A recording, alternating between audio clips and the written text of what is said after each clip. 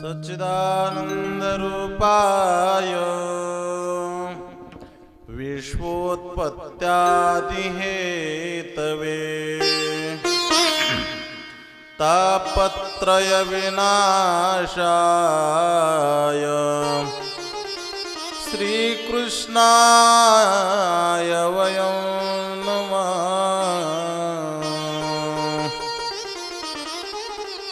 भवानी शंकरो वंदे श्रद्धा विश्वासरूपिणो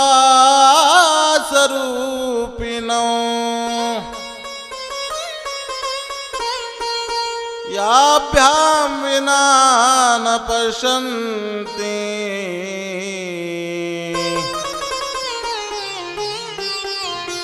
सिद्धा स्वान्थमीश्वरम्।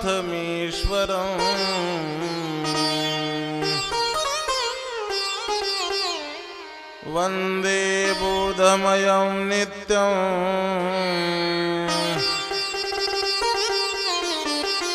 गुरुं शङ्कररूपिणम्।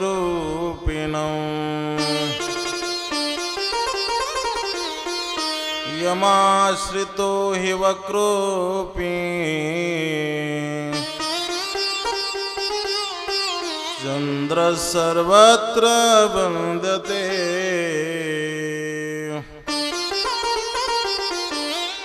मूकं करोति वाचालं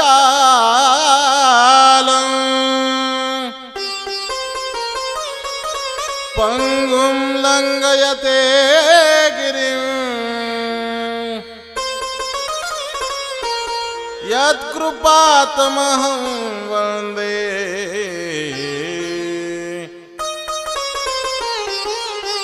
परमानन्दमाधवम्।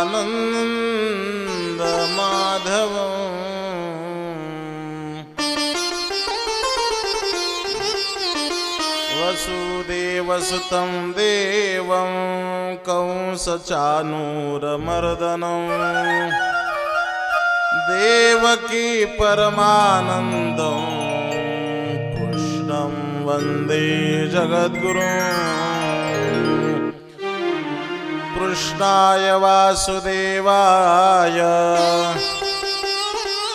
हरये परमात्मने प्रणतक्लेशनाशाय गोविन्दाय नमो नमः। गुरुर्ब्रह्मा गुरुर्विष्णु गुरुर्देवो महेश्वरा गुरुः साक्षात् परब्रह्म तस्मै श्री गुरुवे नमः।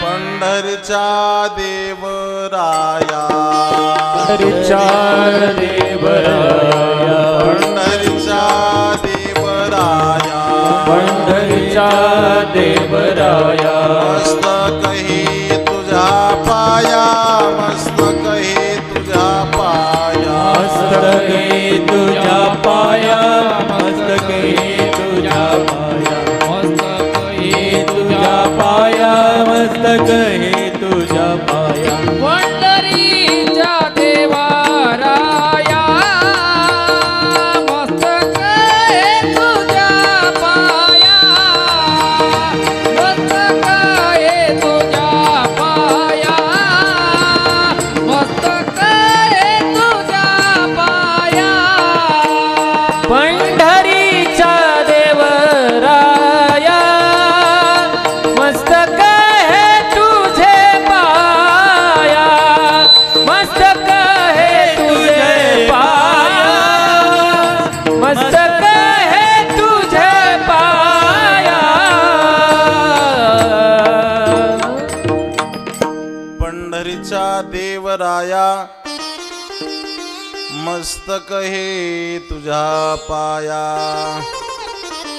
सच्चिदानंद रूपाय विश्वोत्पत्त्यादि हेतवे अखिल कोट ब्रह्मांड नायक भगवान श्री गिरीधारी कृष्ण कन्हैयाच्या या श्रीमद भागवत कथेला आज आपण प्रारंभ करतो आहोत। या ठिकाणी कथेचं काय निमित्त आहे, कोणत्या निमित्तानं ही कथा आहे हे बहुश्रुत आपल्याला ज्ञात आहे। आमच्या मातोश्री गेल्या 4 महिन्यापूर्वी नर्मदा मैयेच्या परिक्रमेला मार्गस्थ झाल्या होत्या आणि यशस्वीरित्या त्यांची निर्विघ्न अशा प्रकारे नर्मदा मैयेची ही परिक्रमा पूर्ण झाल्याबद्दल आजच्या या दिवशी आपण नर्मदा परिक्रमेच्या सांगतेनिमित्त ही श्रीमद भागवत कथा मार्गस्थ करतो आहे, प्रारंभ करतो आहे। सर्वप्रथम या कथेला प्रारंभ करण्यापूर्वी ज्या ज्ञानोबरायांनी ही कथा करण्याची काही सद्बुद्धी दिली त्यांच्याच कृपेच्या द्वारा जी ही कथा पार पडणार आहे, समापन्न होणार आहे, त्या विश्वमाऊली ज्ञानोबरायांच्या चरणी नतमस्तक होऊन आपण कथेला मार्गक्रमण करूया।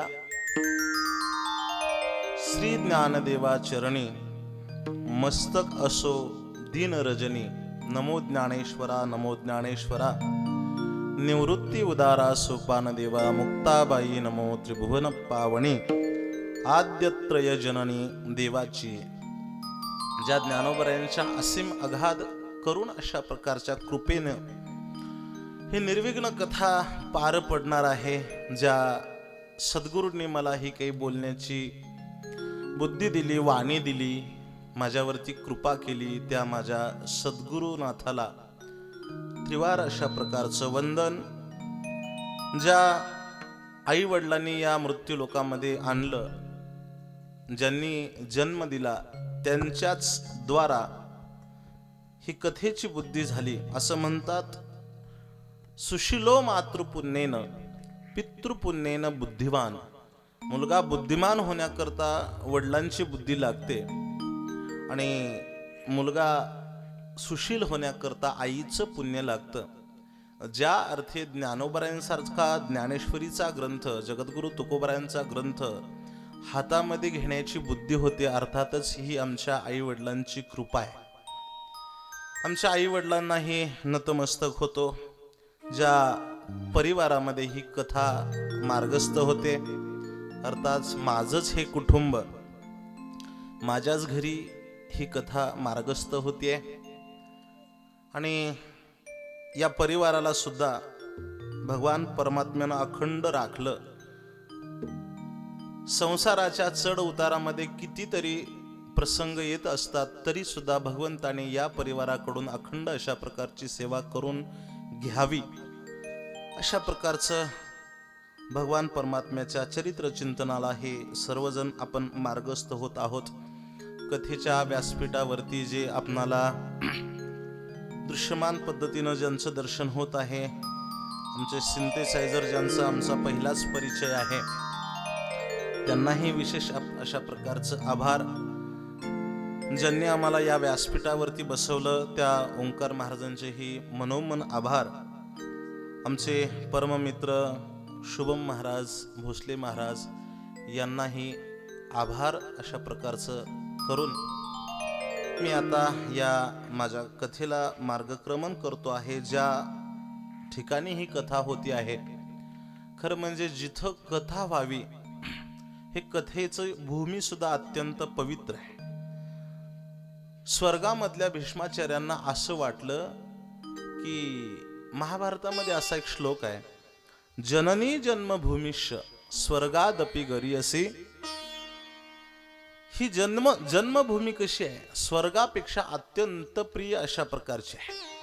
महाभारतामध्ये आणखी एक श्लोक असा आहे, गायन्ति देवा किल गीत कानी, धन्यास्तु ते भारत भूमी भागे, स्वर्गापवर्गास्पद हेतुभूते भवंती भूय पुरुषासुरत्वा। हे पुरुषासुरत्वा, माझी ही भूमी अत्यंत पुण्यवान आहे, का तर या भूमीमध्ये परमार्थ घडतो आहे। जिथं परमार्थ घडतो ती भूमी अत्यंत पवित्र आहे.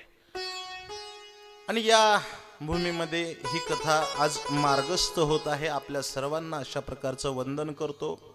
श्रोतृ मायबापालाही विशेष अशा प्रकारचं वंदन करतो. प्रभू तुम्ही महेशाची या मूर्ती, मी दुबळा अर्चित असे भक्ती. मी दुबळा आहे. आपण आपल्या सर्वांगाचं कान करून ही कथा ऐकणार आहात. आपल्याच कृपेच्या द्वारा ही कथा आपण पाहणार आहोत. वास्तविक पाहता कथा म्हणजे काय आहे तर कथामध्ये 3 गोष्टीचा संगम आहे. एक देवाचं नाम आहे, दुसरं भक्त आणि देव अशा प्रकारचं आहे. या 3 गोष्टीचा भक्त, देव आणि नाम कथा त्रिवेणी संगम, त्रिवेणी संगम, देव भक्त आणि नाम, देव भक्त आणि नाम, तेथीचे उत्तम, तेथीची उत्तम, चरण रज वंदिता, चरण रज वंदिता, चरण रज वंदिता, चरण रज वंदिता, जळती दोषाचे डोंगर, जळती दोषाचे डोंगर, जळती दोषाचे डोंगर, जळती दोषाचे डोंगर.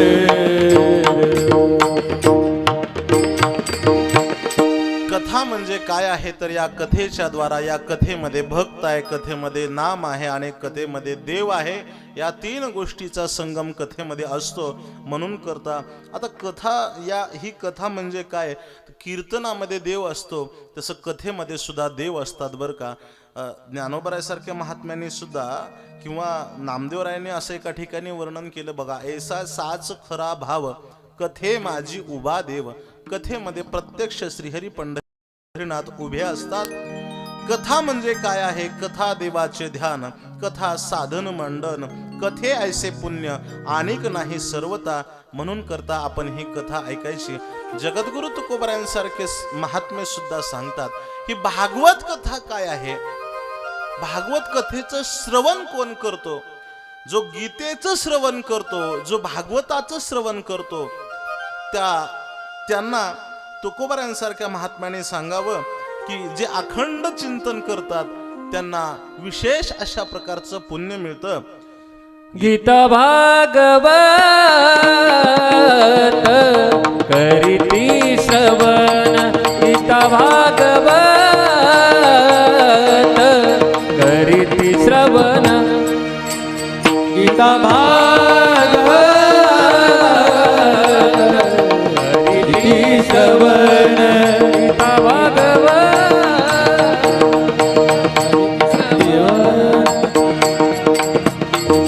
अखंड चिंतन विठोबाचे, अखंड चिंतन विठोबाचे, अखंड चिंतन विठोबाचे, चिंतन विठोबाचे, ओळी कन्या पुत्र होती जे सात्विक, ओळी कन्या पुत्र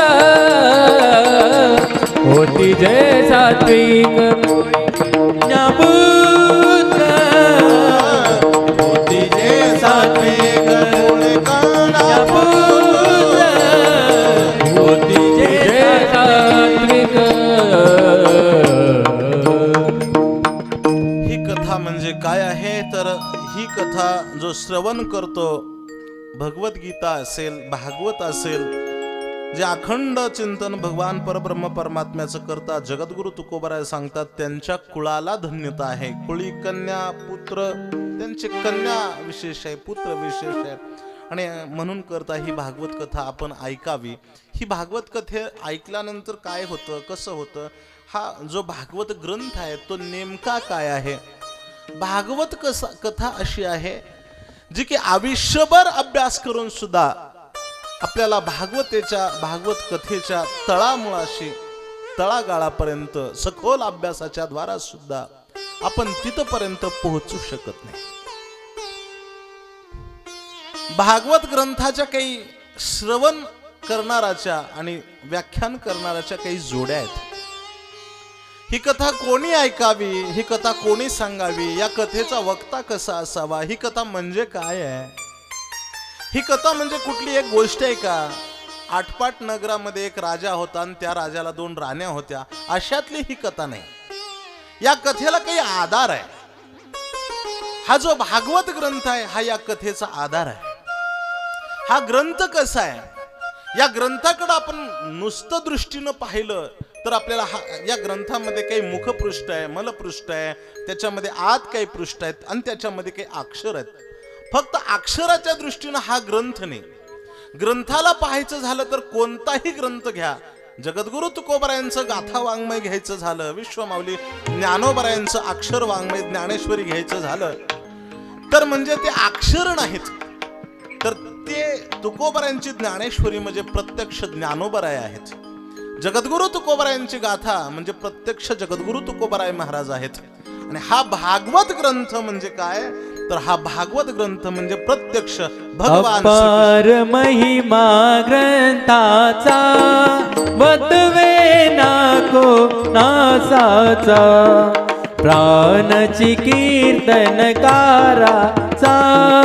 कैवा कविवर संताचा जनुबोधाचा स्वयंप्रभेचा द्वादश कळीचा रवी अंतरीचा तमहरता आरती करू तुझ भगवंता. जय हो जय श्री भागवता आरती करू तुझ भगवंता. हा ग्रंथ म्हणजे काय, ग्रंथ नव्हे हा श्रीकृष्ण. गीते वेदी मनपूर्ण हा ग्रंथ म्हणजे प्रत्यक्ष भगवान श्रीकृष्ण कन्हैया आहे. आणि या ग्रंथाचं चिंतन आपण करण्याकरता परावृत्त झालो. हा आपल्या आयुष्यातला भगवत भक्तीतला परमार्थातला अतिउच्च अशा प्रकारचा क्षण आहे. इतर ग्रंथ म्हणजे प्रत्यक्ष वाङ्मय तर आहेच आहे, पण हा ग्रंथ म्हणजे प्रत्यक्ष भगवान श्रीकृष्ण आहेत. आणि या भगवान श्रीकृष्ण परमात्म्याच्या चरित्र चिंतनाला आपण प्रारंभ करतो आहोत. इतक्या दिवसापूर्वीच झालेलं भागवत आज आपल्याला काय सांगणार आहे, ही कथा का ऐकायची, या कथेतून काय घ्यायचं. ही कथा म्हणजे काही गोष्ट आहे का, ही कथा ऐकायची कशा करता. भागवत ऐकून मिळतं काय, भागवताने मोक्ष मिळेल याच्यात काहीच नवल नाही. भागवत ऐकल्यानंतर मोक्ष मिळेल, मुक्ती मिळेल, असं होईल तसं होईल, हे तर होईलच होईल. पण आजही भागवत आपल्याला काय शिकवतं, जीवनामध्ये फक्त आनंदी कसं राहावं हे भागवत शिकवतं. 16,108 राण्यामध्ये जे गिरीधारी कृष्ण कन्हैया आनंदात होते, द्वारका पाण्यात बुडवल्यानंतर तेच भगवान परमात्मा तेवढ्याच आनंदात होते. अर्थात हे भागवत काय शिकवतं, तर जीवनामध्ये आनंदी राहायला शिकवतं. आज आपल्याकडे सगळं आहे पण आपल्याकडे आनंद नाही. खायला प्यायला ल्यावे खावे बरे असावे सदैव, आपलं सगळं चांगलं आहे पण आपल्याजवळ आनंद नाही. आपला आनंद हरवला गेला. आनंदी राहायचं असेल तर हे भागवत शिकवतं. दुःखाच्या प्रसंगात सुद्धा आपण कसं आनंदी असलं पाहिजे आणि सुखाच्या प्रसंगात सुद्धा आपण कसं आनंदी राहायला पाहिजे, हे सगळं जीवनाचा आनंद देणारी ही कला आहे. जीवन जगणं ही कला आहे आणि ही कला अत्यंत आनंदाने सादर करायची हे भागवत शिकवतं. भागवत भक्तीची व्याख्या सांगतं, भक्तीचं आचरण करून हे भागवत दाखवतं. भागवत भक्तीचं आचरण दाखवतं. वंदे नंदव्रज स्त्रीणाम पादरेणुमभीक्षण तासा हरिकथात गीतं पुनाते भू भुवनत्रयम्। वृक्षामध्ये भगवान गिरीधारी कृष्ण कन्हैयाचा वास आहे, वेलीमध्ये देवाचा वास आहे, फुलामध्ये भगवान श्रीकृष्ण कन्हैयाचा वास आहे. प्रत्येक ठिकाणी भगवंताचं अशा प्रकारचं वास्तव्य अशा प्रकारचं आहे. भागवत ग्रंथात असंही वर्णन आहे की भगवान कुठे आहेत, कुठे आहेत. जगद्गुरु तुकोबरा यांच्या भाषेत सांगायचं झालं तर जळी स्थळी काष्टी पाषाणी सकळ पाहे तिकडे मायबाप ही प्रमाण आपल्याला नित्यानं माहित आहेत. पण भागवत ग्रंथ सांगतं आसाम हो चरण रेणुजुषाम हम शाम वृंदावणे किमपि गुल्मलतौषधीनाम या दुस्त स्वजन मार्य पतंच हित्वा भेजोर मुकुंद पदवी श्रुतिभिर्विमुग्या. भागवतामध्ये काय आहे तर या भगवान परमात्म्याचं प्रत्येक चराचरामध्ये कसं वास्तव्य आहे हे भागवत शिकवतं. देव आपल्या समोर आले तर आपल्याला ओळखता येत नाही. बघा, देवाला ओळखायचं झालं तर काही त्याच्याकरता खुणा पाहिजेत. जे देव एकनाथ महाराजांकडे गाढवाच्या स्वरूपामध्ये जातात, जे देव भगवान श्री नामदेवरायांच्याकडे कुत्र्याच्या स्वरूपामध्ये जातात, ते देव आपल्याकडे कमरेवरती हात ठेवून येणार नाहीत. मग त्या देवाला ओळखण्याकरता काही खुणा आहेत. त्या देवाला ओळखण्याकरता आपण काहीसा चिंतन करायचं झालं तर या देवाला पाहायचं झालं, वृक्षामध्ये पाहावं, पानामध्ये पाहावं, फुलामध्ये पाहावं. अशा प्रकारचं हे भागवत आपल्याला देवाला ओळखण्याची खूण सांगतं. म्हणून करता संतांचा जो आश्रय घेतो तो संत बनतो आणि भागवताचा जो आश्रय घेतो तो देव बनतो. देवाच्या चरित्राची ही कथा आहे. देवापर्यंत पोहोच करण्याची ही भागवताची साधना. हे भागवत श्रवणाने आपल्याला देवाला मिळता येतं, नवे नवे तर आपल्याला देव होता येतं. ही भागवत कथा कशी आहे मी मगाशी सुरुवातीला अर्धा श्लोक सांगून गेलो. बघा, त्याचं उत्तर अर्ध असं आहे, तापत्रय विनाशाय सच्चिदानंद रूपाय विश्वोत्पत्त्यादि हेतवे. हा अर्धा श्लोक आणि त्याचं उत्तर अर्ध आहे, तापत्रय विनाशाय श्रीकृष्णाय वयोम नम. ताप, जीवनातला ताप घालवणारी ही कथा आहे. कोणत्या कोणत्या प्रकारचे ताप आहेत आपल्याला सगळे माहित आहेत. आध्यात्मिक ताप आहे, आदिभौतिक ताप आहे. हे सगळे ताप कथेच्या श्रवणाने जाणार आहेत. भगवान राधाकृष्ण हृदयात धरावं आणि त्यांना प्रेमानं नमन करावं. आणि अशा प्रकार नमन देवाला बांधून टाकतं. नमन देवाला बांधून टाकतं. सुखात जो साथ देतो तो जीव आहे आणि दुःखात जो साथ देतो तो देव आहे. पांडव जोपर्यंत दुःखामध्ये होते तोपर्यंत भगवान गिरीधारी कृष्ण कन्हैया त्यांच्या साथीमध्ये होते, त्यांना साथ देत होते. आणि जेव्हा पांडव राज्य सिंहासनावरती बसले तेव्हा भगवान कृष्ण कन्हैया द्वारकेला निघून गेले. माझा मुद्दा इथं आहे, जोपर्यंत पांडव दुःखामध्ये होते देवाने त्यांची अखंड साथ दिली. ज्या काळात पांडवांकडे सुख आलं त्या काळात हे सगळे देवाने पांडवांना सोडून दिलं. सुखाचा साथी कोण आहे तर हे जग सुखाचा साथी आहे. आणि दुःखाचा साथीदार कोण आहे तर दुःखाचा साथीदार भगवान गिरीधारी कृष्ण कन्हैया आहे. आणि हेच भागवत आपल्याला शिकवतं.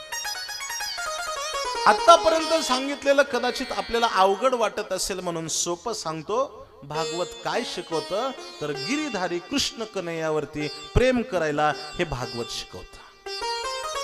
जीवनामध्ये काही मिळो की न मिळो, काही गोष्टी अशा आहेत जीवनामध्ये त्या मिळाल्या तर त्याचं काही फारसं कौतुक नाही, किंवा नाही मिळाल्या तर त्याच्यानं जीवनाचं फारसं काही नुकसान होत नाही. पण या मृत्यू लोकात आल्यानंतर देवाची जर भक्ती नाही केली ना तर त्याचा जन्म वाया जातो. जन्म वाया जातो. असा जन्म वाया जाऊ नये याच्याकरता माणसाने आस्तिक असावं. आणि असं आस्तिक होण्याचं जे साधन आहे ते भागवत आपल्याला परमार्थामध्ये भगवान गिरीधारी कृष्ण कन्हैयाचं प्रेम लावून देण्याकरता ही भागवत कथा अत्यंत महत्वाची अशा प्रकारची आहे. याही पेक्षा असं आहे, आपण ही भागवत कथा ऐकणारच आहोत. परीक्षित राजाला या भागवताने 7 दिवसामध्ये मुक्ती मिळालेलीच आहे. आपण 7 दिवसात नक्की मुक्त होऊ याच्यामध्ये काही अडचण नाही. पण त्याकरता श्रोता कसा असला पाहिजे आणि वक्ता कसा असला पाहिजे याच्यामध्ये थोडंसं तारतम्य आहे. मी आता कथा 7 दिवस तुम्हाला सांगणार आहे आणि तुम्ही 7 दिवस कथा ऐकणार आहात. कथेकरता फार सगळं असा 10-20 हजार समाज गोळा झाला पाहिजे किंवा महाराज असे स्क्रीनवरती दिसले पाहिजे, एक 5-4 एकरात मंडप असला पाहिजे, अशी कथेची व्याख्या नाही. कथा कोणी कोणाला सांगितली? भगवान श्री वेदव्यासांनी ही कथा शुकाचार्यांना सांगितली. एका वेदव्यासांनी सांगितली, ऐकायला एकटे शुकाचार्य. शुकाचार्यांनी नंतर ही कथा सांगितली आणि परीक्षित राजाने ही कथा ऐकली. एकटे शुकाचार्य सांगण्याकरता आणि एकटे परीक्षित राजा ऐकण्याकरता. कथा एकाच माणसाकरता असते. ऐका, कथा एकाच माणसाकरता असते. आणि जी परंपरा चालत आली बर का पहिल्यापासून शुभम महाराज, असं आहे की एका गुरुने एकच शिष्य करायचा, दुसरा शिष्य करायचा नाही. ही जी परंपरा आपल्याकडे चालत आली ती एक गुरु आणि एकच शिष्य. मुद्दा इथे वेदव्यासांनी शुकाचार्यांना कथा सांगितली, एक वक्ता श्रोत्याची जोडी. शुकाचार्याने हीच कथा परीक्षित राजाला सांगितली. दुसरी भागवत कथा श्रवणाची वक्त्याची जोडी. तिसरी गोकर्णाने ही कथा दुंदुकारीला सांगितली. ह्या वक्ता श्रोत एक जण सांगायला आणि एक जण ऐकायला. एक जण ऐकायला असेल तरी माणसाने कथा करावी बर का. एक जण ऐकायला असेल तरी कथा करावी. ज्यांच्यावरती नितांत प्रेम आहे आमचे असे ओमकार महाराज, यांचे सद्गुरु श्री आदरणीय वंदनीय प्रातस्मरणीय मोरारी बापू पहिली कथा एका वृक्षाला सांगतात, झाडाला कथा सांगतात. मुद्दा आपला इथे आहे की सांगणारा एक आणि ऐकणारा एक. पण ज्ञानोबरायांनी अशी क्रांती केली की कीर्तनाचं साधन, अगदी ते ज्ञानोबरायाच्या अगोदर सुद्धा नामदेवरायांनी ही कथा केली. म्हणून करता कीर्तनाची परंपरा नामदेवरायांनी घालून दिली आणि म्हणून करता आज सुद्धा त्या गादीला नामदेवरायांची गादी असं म्हटलं जातं, नारदांची गादी असं म्हटलं जातं. नारदाच्या गादी मागं थोडंसं कारण वेगळं आहे, ते मी नंतर सांगेल.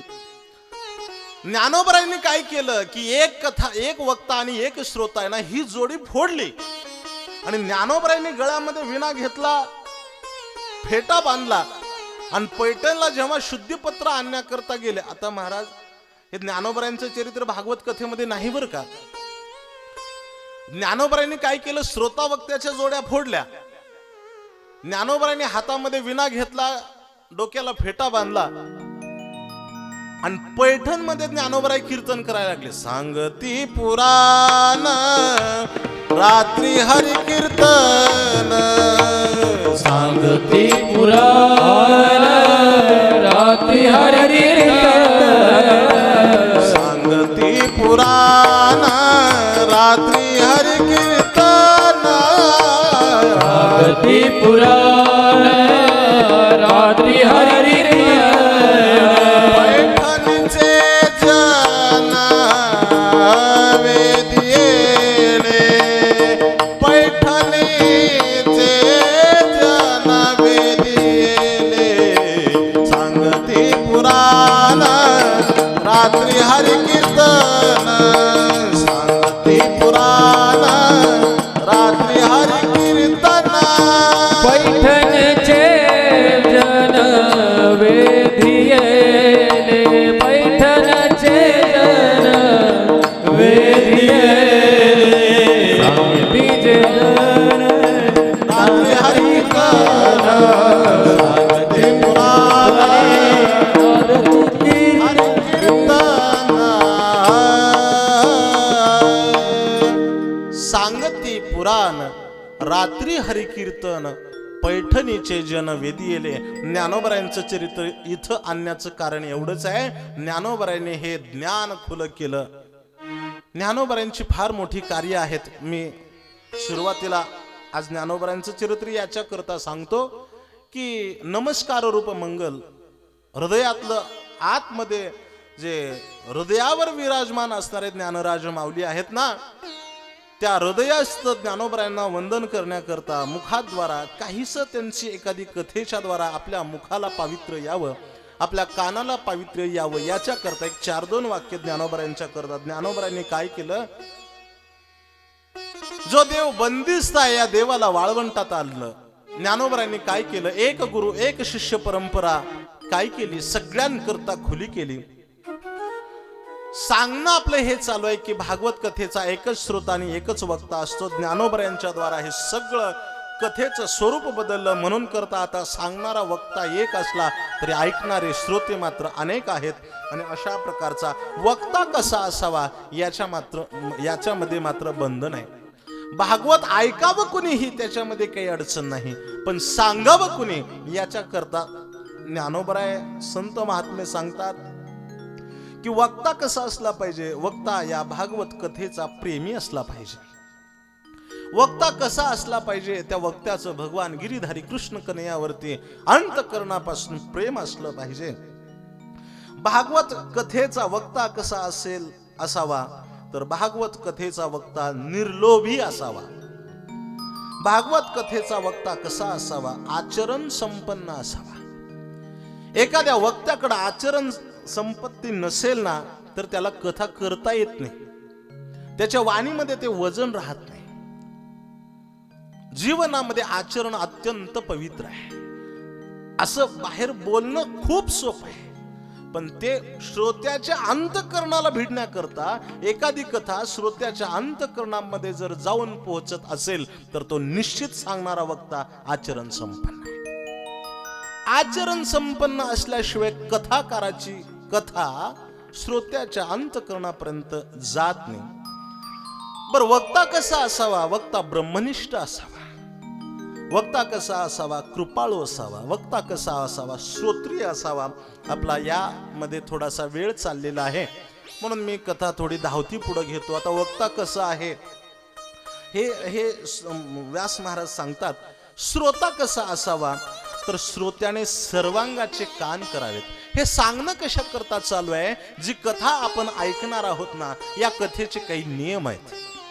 नाहीतर मी अशा कितीतरी कथा सांगेल, तुम्ही कितीतरी कथा ऐकाल, पण या कथेचं फल आपल्या पदरात जर पडलं नाही तर मग त्याचा उपयोग नाही. असं होऊ नये याच्या करता कथेचे काही नियम आहेत ते सांगतो आपणाला की श्रोत्यानं सर्वांगाचं कान करावं. अगदी शेजारी एखादी तोफ वाजली तरी श्रोत्याचं तिकडं लक्ष नाही गेलं पाहिजे. श्रोत्याचं लक्ष कथेमध्ये असलं पाहिजे. पुढं काय होतंय कथेमध्ये, पुढं काय होतंय याच्याकडे श्रोत्याचं लक्ष असावं. भागवताच्या श्रवणाने धुंदुकारी मुक्त झाला, त्याला न्यायला विमान आलं. आता आपल्याला या कथेच्या श्रवणानं विमान आल्यानंतर कोणाकोणाला जायचं तेवढं हात वरती करा बरं. म्हणजे जर काही यादी निघाली, जर काही यादी निघाली किंवा काही रात्री व्हॉट्सअपला मेसेज आला तर त्यांना सांगता येईल की आमच्याकडे 4-2 लोक तयार आहेत, कथेच्या शेवटी विमान आलं तरी चालेल.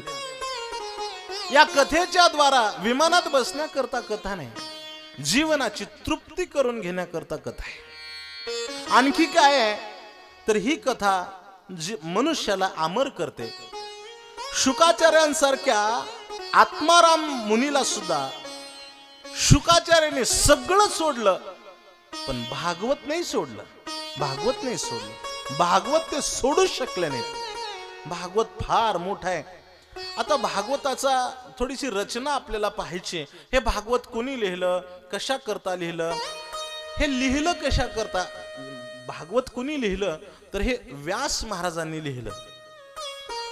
भागवताची रचना कोणी केली? व्यास महाराजांनी केली.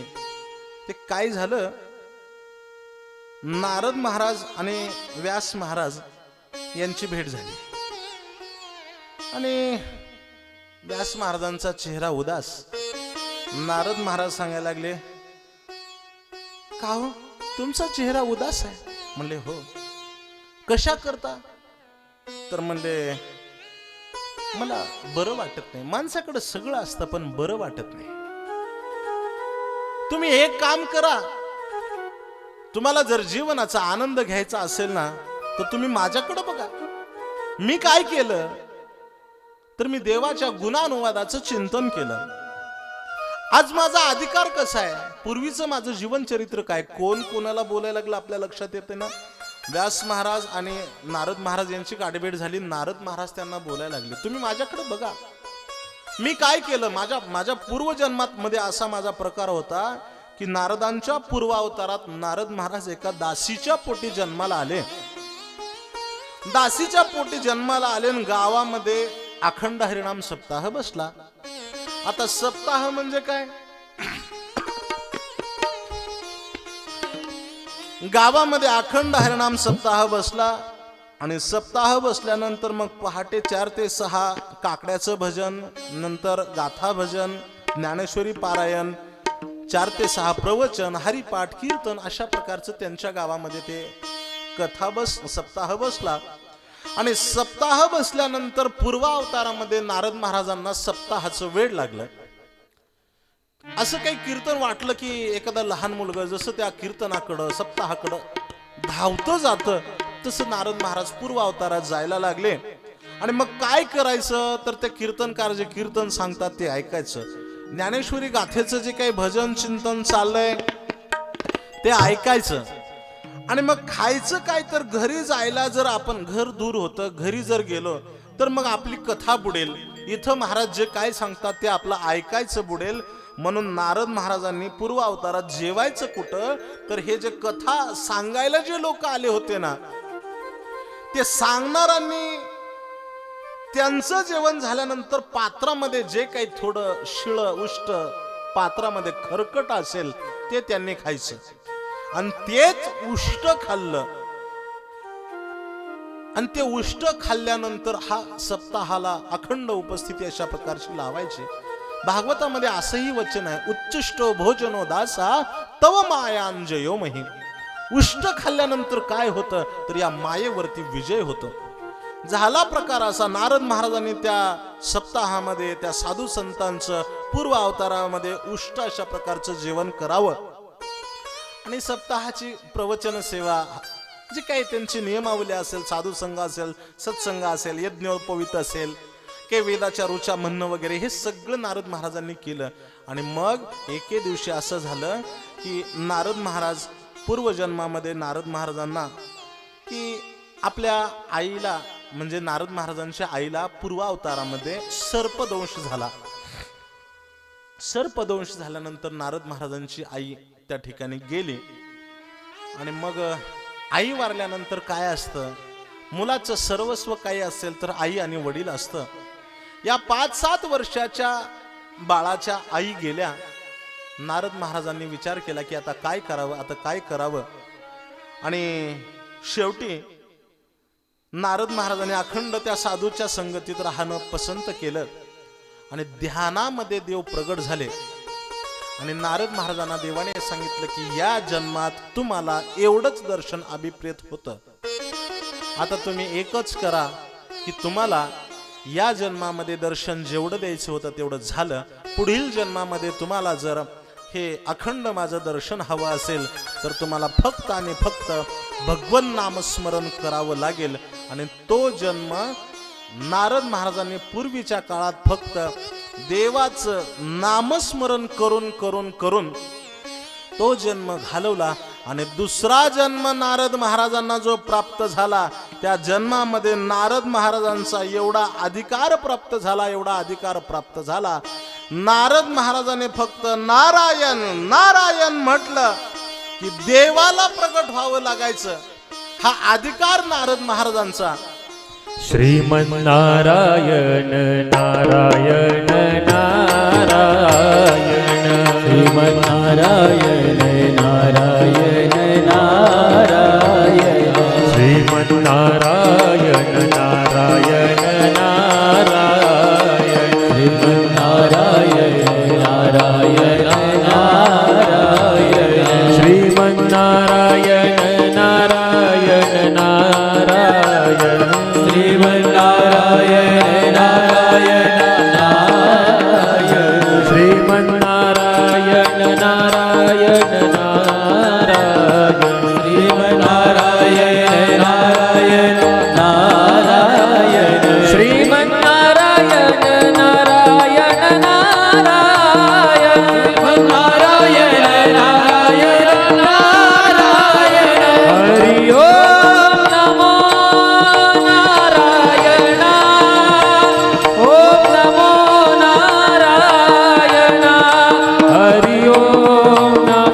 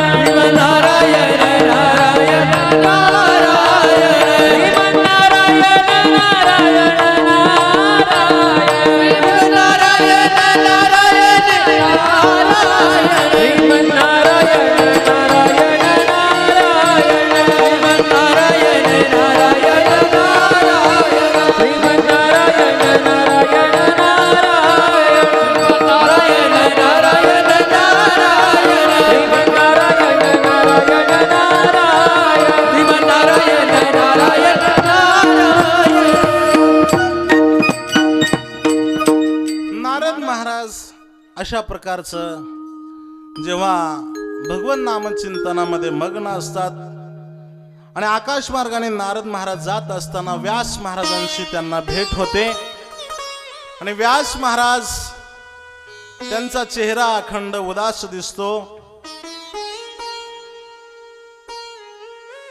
व्यास महाराजांची जटा दाढी वाढलेली आहे पण चेहरा मात्र उदास आहे. काय करावं समजेना. कुठे गेले व्यास महाराज? चला लवकर. अत्यंत उदास आहेत. नारद महाराज आणि व्यास महाराज यांची दोघांची गाठभेट झाली. व्यास महाराजांनी नारद महाराजांचं दर्शन घेतलं आणि नारद महाराज व्यास महाराजांकडे पाहतात आणि हे व्यासा, अहो तुमचा चेहरा उदास दिसतो. म्हणले होय नारदा, काय करावं? अहो व्यासा, तुमचा चेहरा कशा करता उदास आहे? तुम्ही तर देवाच्या भगवन नामचिंतनाचं एवढं अखंड अशा प्रकारचं लिखाण केलं. व्यास महाराज बोलतात नारदांना, नारदा मी किती ग्रंथ लिहिले सांगू का तुम्हाला?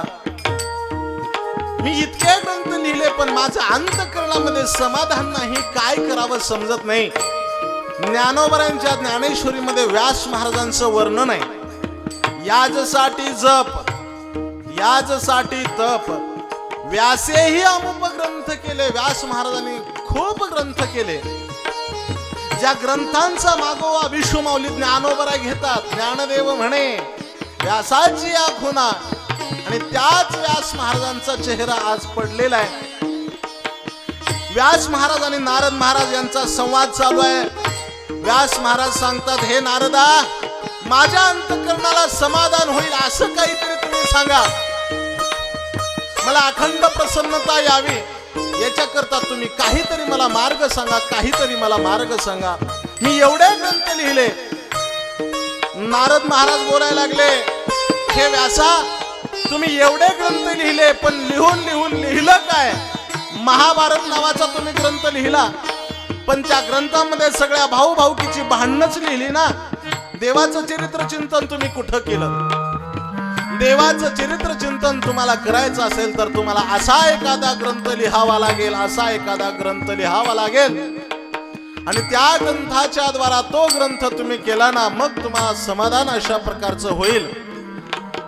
आणि मग नारद महाराजांनी सांगितलं व्यास महाराजांना, महाराज तुम्ही ग्रंथ लिहा आणि तुम्ही असा ग्रंथ लिहा तुम्हाला भगवान परब्रह्म परमात्म्याचं प्रेम उत्पन्न व्हावं आणि त्यांच्या प्रेमामध्ये तुम्ही अखंड बुडावं, असा तुम्ही ग्रंथ लिहा असं नारद महाराजांनी सांगितलं. आणि नारद महाराज आकाश मार्गाने आपल्या स्वगृही अशा प्रकारचं निघाले. व्यास महाराज तिथंच वाट बघतात. तिही त्रिभुवनी गमन नारदा. नारद महाराज आपल्या त्रिभुवनात गमन करण्याकरता गेले. व्यास महाराजांचा चेहरा उदास. व्यास महाराज विचार करतात, आता मला ग्रंथ लिहायचा आहे, ग्रंथ लिहायचा आहे, पण ग्रंथ लिहिण्याकरता मला कुणीतरी लेखक असला पाहिजे. ज्ञानोबरांनी ज्ञानेश्वरी लिहिली तेव्हा ज्ञानोबरांना सच्चिदानंद बाबा लिहिण्याकरता सापडले. शके 1272 टीका केली ज्ञानेश्वरे, सच्चिदानंद बाबा आदरे लेखकू झाला. ज्ञानेश्वरी सच्चिदानंद बाबांनी लिहिली. जगद्गुरु तुकोबारांचा गाता गंगाराम मवाळ आणि संताजी जगनाडे या दोघांनी लिहिला. लिहिण्याकरता कुणीतरी पाहिजे. तसं व्यास महाराज विचार करतात की मला असा ग्रंथ लिहायचा आहे की त्या ग्रंथाच्या द्वारा सगळ्या जगाला असं वाटावं की हा ग्रंथ वाचल्यानंतर भगवान गिरीधारी कृष्ण कन्हैयावरती प्रेम उत्पन्न व्हावं. देवाच्या चरित्र चिंतनाचा, देवाच्या लीलेचा वर्णन करणारा असा ग्रंथ आपल्याला लिहायचा आहे. पण आपल्याला लेखक नाही, लेखक नाही. विचार करतात कोण मिळेल, कोण मिळेल. अचानक एक नाव त्यांच्या लक्षात आलं, गणपती बाप्पांचं. आणि इकडे गणपती बाप्पांना असं वाटलं की आपल्याला व्यास महाराज आठवण करतात म्हणून करता गणपती बाप्पा व्यास महाराजांच्या दिशेनं मार्गस्थ अशा प्रकारचे होतात. कुठं मला व्यास महाराज सापडतील, कुठं मला व्यास महाराज सापडतील. आणि गणपती बाप्पा व्यास महाराजांकडे आले आणि मग व्यास महाराजांना असं सांगितलं की हे व्यास महाराज, मला आपली सेवा करण्याकरता मला आपला लेखक म्हणून घ्या. आणि म्हणून करता व्यास महाराज एका ठिकाणी अशा प्रकारचं त्यांनी ठाण मांडलं. आणि गणपती बाप्पा स्वतः हे सगळं ग्रंथ लिहायला बसले. मग कोणता ग्रंथ लिहायचा, कोणता ग्रंथ लिहायचा, व्यास महाराजांच्या लक्षात आलं. भगवान गिरीधारी कृष्ण कन्हैयाच्या चरित्र चिंतनाचा चिंतन करणारा अशा प्रकारचा ग्रंथ आपल्याला लिहायचा.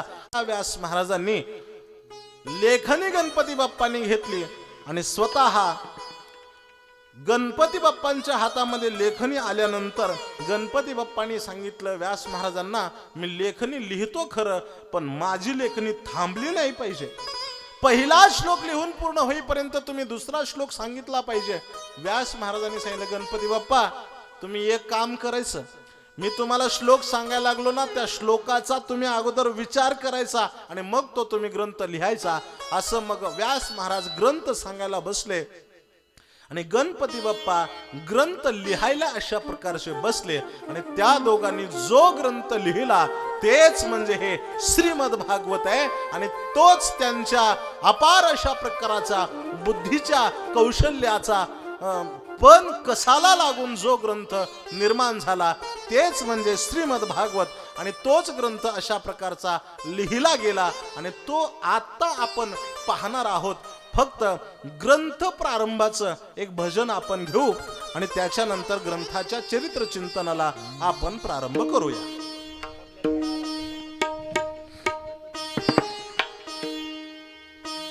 श्री कृष्ण गोविंद हरे मुरारी, हे नाथ नारायण वासुदेव. कृष्ण गोविंद हरे मुरारी, हे नाथ नारायण वासुदेव. श्री कृष्ण गोविंद हरे मुरारी, हे नाथ नारायण वासुदेव. श्री कृष्ण गोविंद हरे मुरारी, हे नाथ नारायण वासुदेव. हे नाथ नारायण वासुदेव, हे नाथ नारायण वासुदेव. हे नाथ नारायण वासुदेव, हे नाथ नारायण वासुदेव. हे नाथ नारायण वासुदेव, हे नाथ नारायण वासुदेव. हे नाथ नारायण वासुदेव, हे नाथ नारायण वासुदेव. श्री कृष्ण गोविंद हरे मुरारी, हे नाथ नारायण वासुदेव. श्री कृष्ण गोविंद हरे मुरारी, हे नाथ नारायण वासुदेव. श्री कृष्ण गोविंद हरे मुरारी, हे नाथ नारायण वासुदेव. श्री कृष्ण गोविंद हरे मुरारी, हे नाथ नारायण वासुदेव. भज गोविंद गोविंद गोपाला, भज गोविंद गोविंद गोपाला. भज गोविंद गोविंद गोपाला, भज गोविंद गोविंद गोपाला. भज मुरली मनोहर नंदलाला, भज मुरली मनोहर नंदलाला. भज मुरली मनोहर नंद नंदलाला भज मुरली मनोहर नंदलाला भज गोविंद गोविंद गोपाला गोविंद गोविंद गोपाला भज गोविंद गोविंद गोपाला भज गोविंद गोविंद गोपाला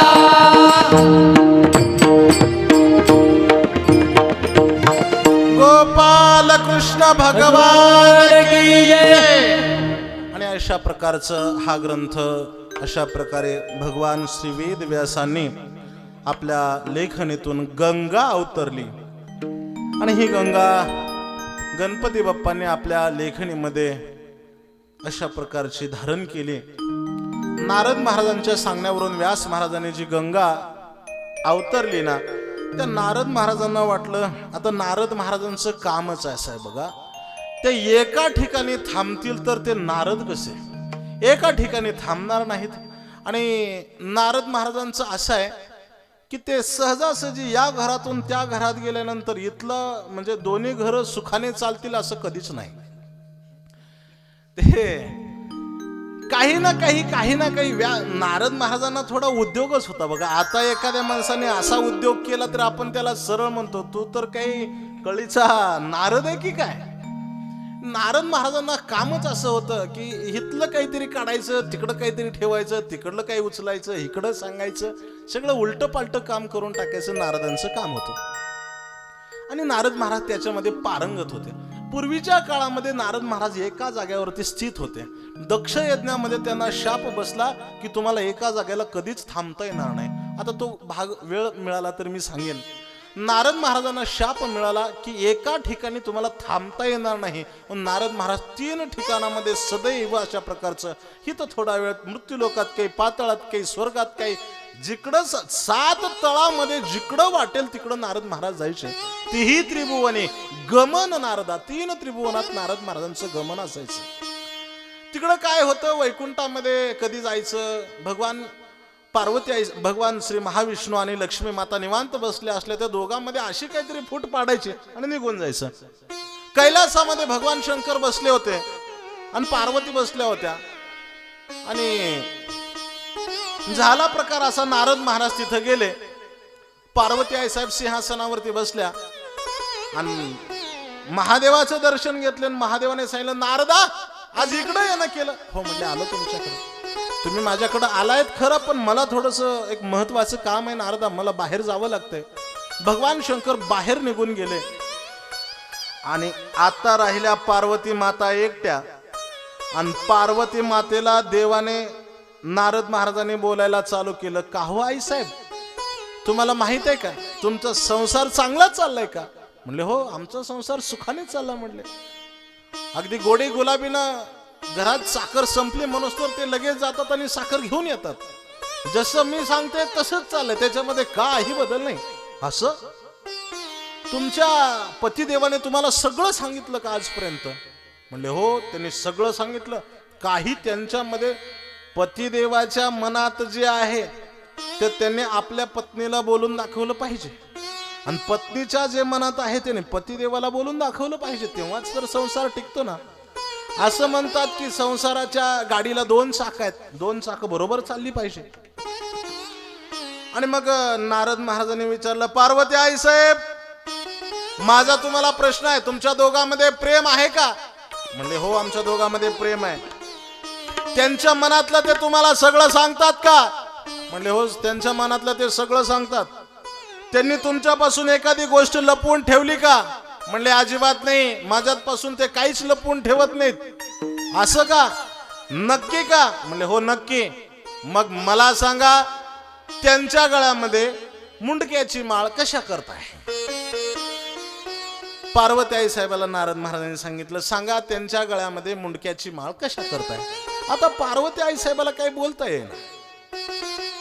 पार्वती आई साहेबाला काही बोलता येईना. मग त्यांच्या लक्षात आलं की आजपर्यंत भगवान शंकरांनी आपल्याला हे सांगितलं नाही. राग आला, इतक्या दिवसापासून संसार करते पण मला कळू दिलं नाही मुंडक्याची माळ कशा करतायत. हे असा राग आला आणि पार्वती आई साहेब कोप भवनात निघून गेल्या. जेव्हा पार्वती आई साहेब आजपर्यंत संसार करून या भगवान शंकराने आपल्या मनात आडी ठेवली आणि मला सांगितलं नाही याचा राग आला. आणि एवढ्यात भगवान शंकराचं येणं झालं. पाहतात तर पार्वती आई साहेब नाहीत. विचारलं कुठं गेले आई साहेब? म्हणजे कोप भवनामध्ये. कोप भवनामध्ये सांगितलं की कोप भवनामध्ये कशा करता गेल्या? म्हणजे त्यांचा असा प्रश्न आहे की तुमच्या गळ्यामध्ये मुंडक्याच्या माळा कशा करतायत? ज्या आरती भगवान शंकराच्या कानावरती हे पडलं की माझ्या गळ्यामध्ये मुंडक्याच्या माळा कशा करतायत, ह्याचं उत्तर फक्त एकट्या नारद महाराजांना माहित आहे. आणि ज्या आरती आईसाहेब पार्वती मातेच्या मुखातून हे शब्द निघतात, निश्चित नारद महाराज इथे येऊन गेले. असा राग आला नारद महाराजांचा. पण पार्वती आई साहेबांना अगोदर शांत केल्याशिवाय भगवान शंकराचं काही चालेना. विचार करतात आता काय करावं. पार्वती आई साहेबाकडे गेले भगवान शंकर. भगवान शंकराला पाहिलं की पार्वती मातेनं तोंड फिरवायचं. भगवान माग माग यायचं, पार्वती आई साहेबाने परत तोंड फिरवायचं. आता हे सगळ्याच घरचे शंकरन सगळ्याच घरच्या पार्वती असंच असतं बरं का. शंकराने माग लागायचं आणि पार्वतीनं तोंड फिरवायचं. आणि होता करता विचारलं, अगं सांग ना, ए पार्वती बोल ना, काय तुझ्या मनात आहे? कशामुळे झालं ग? आजपर्यंत सोन्यासारखा संसार आपला चालला होता आणि तू कशा करता हे बोलते? तर तेव्हा सांगितलं की मला एक सांगा, तुमच्या गळ्यामध्ये मुंडक्याची माळ कशा करताय? काय म्हणून तुम्ही मुंडक्याची माळ घातली? आणि मग भगवान शंकराने सांगितलं, तुला मुंडक्याची माळ घालायची का? पार्वती आई साहेब म्हटलं, मला मुंडक्याची माळ नको, पण तुम्ही सांगा मुंडक्याची माळ कशा करता घातली? म्हणले त्याचं एक कारण आहे, मी अमर व्हावा याच्या करता सर्व साधू संतांनी ही केलेली एक युक्ती अशा प्रकारची आहे. आणि मी अमर व्हावा म्हणून करता सगळ्या साधू संतांनी ही सोय केली आणि मला मुंडक्याची माळ घातली. पार्वती आई साहेबांना आणखी राग आला. तुम्ही अमर झालात आणि मी मात्र मरकी. मी अमर झाली पाहिजे. आणि मग भगवान शंकर म्हणतात, तुला अमर व्हायचंय का? तुला अमर व्हायचंय ना, तुला मी अमर करतो. तू राग कशाला धरून बसते? राग धरू नको, मी तुला अमर करतो. आणि ठरलं.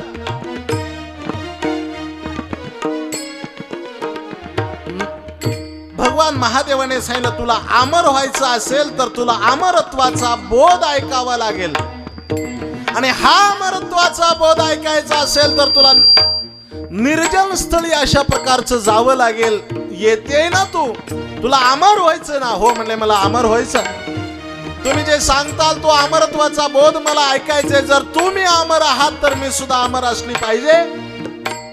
तुला अमर व्हायचं असेल तर माझ्या बरोबर निर्जन स्थळाला यावं लागेल. भगवान महादेवाने पार्वती आई साहेबाला बरोबर घेतलं आणि विचार करतात, कुठं जावं. मी काहीतरी हिला अमरत्वाचं ज्ञान देणार आहे, हे कोणाच्या कानावरती नाही गेलं पाहिजे.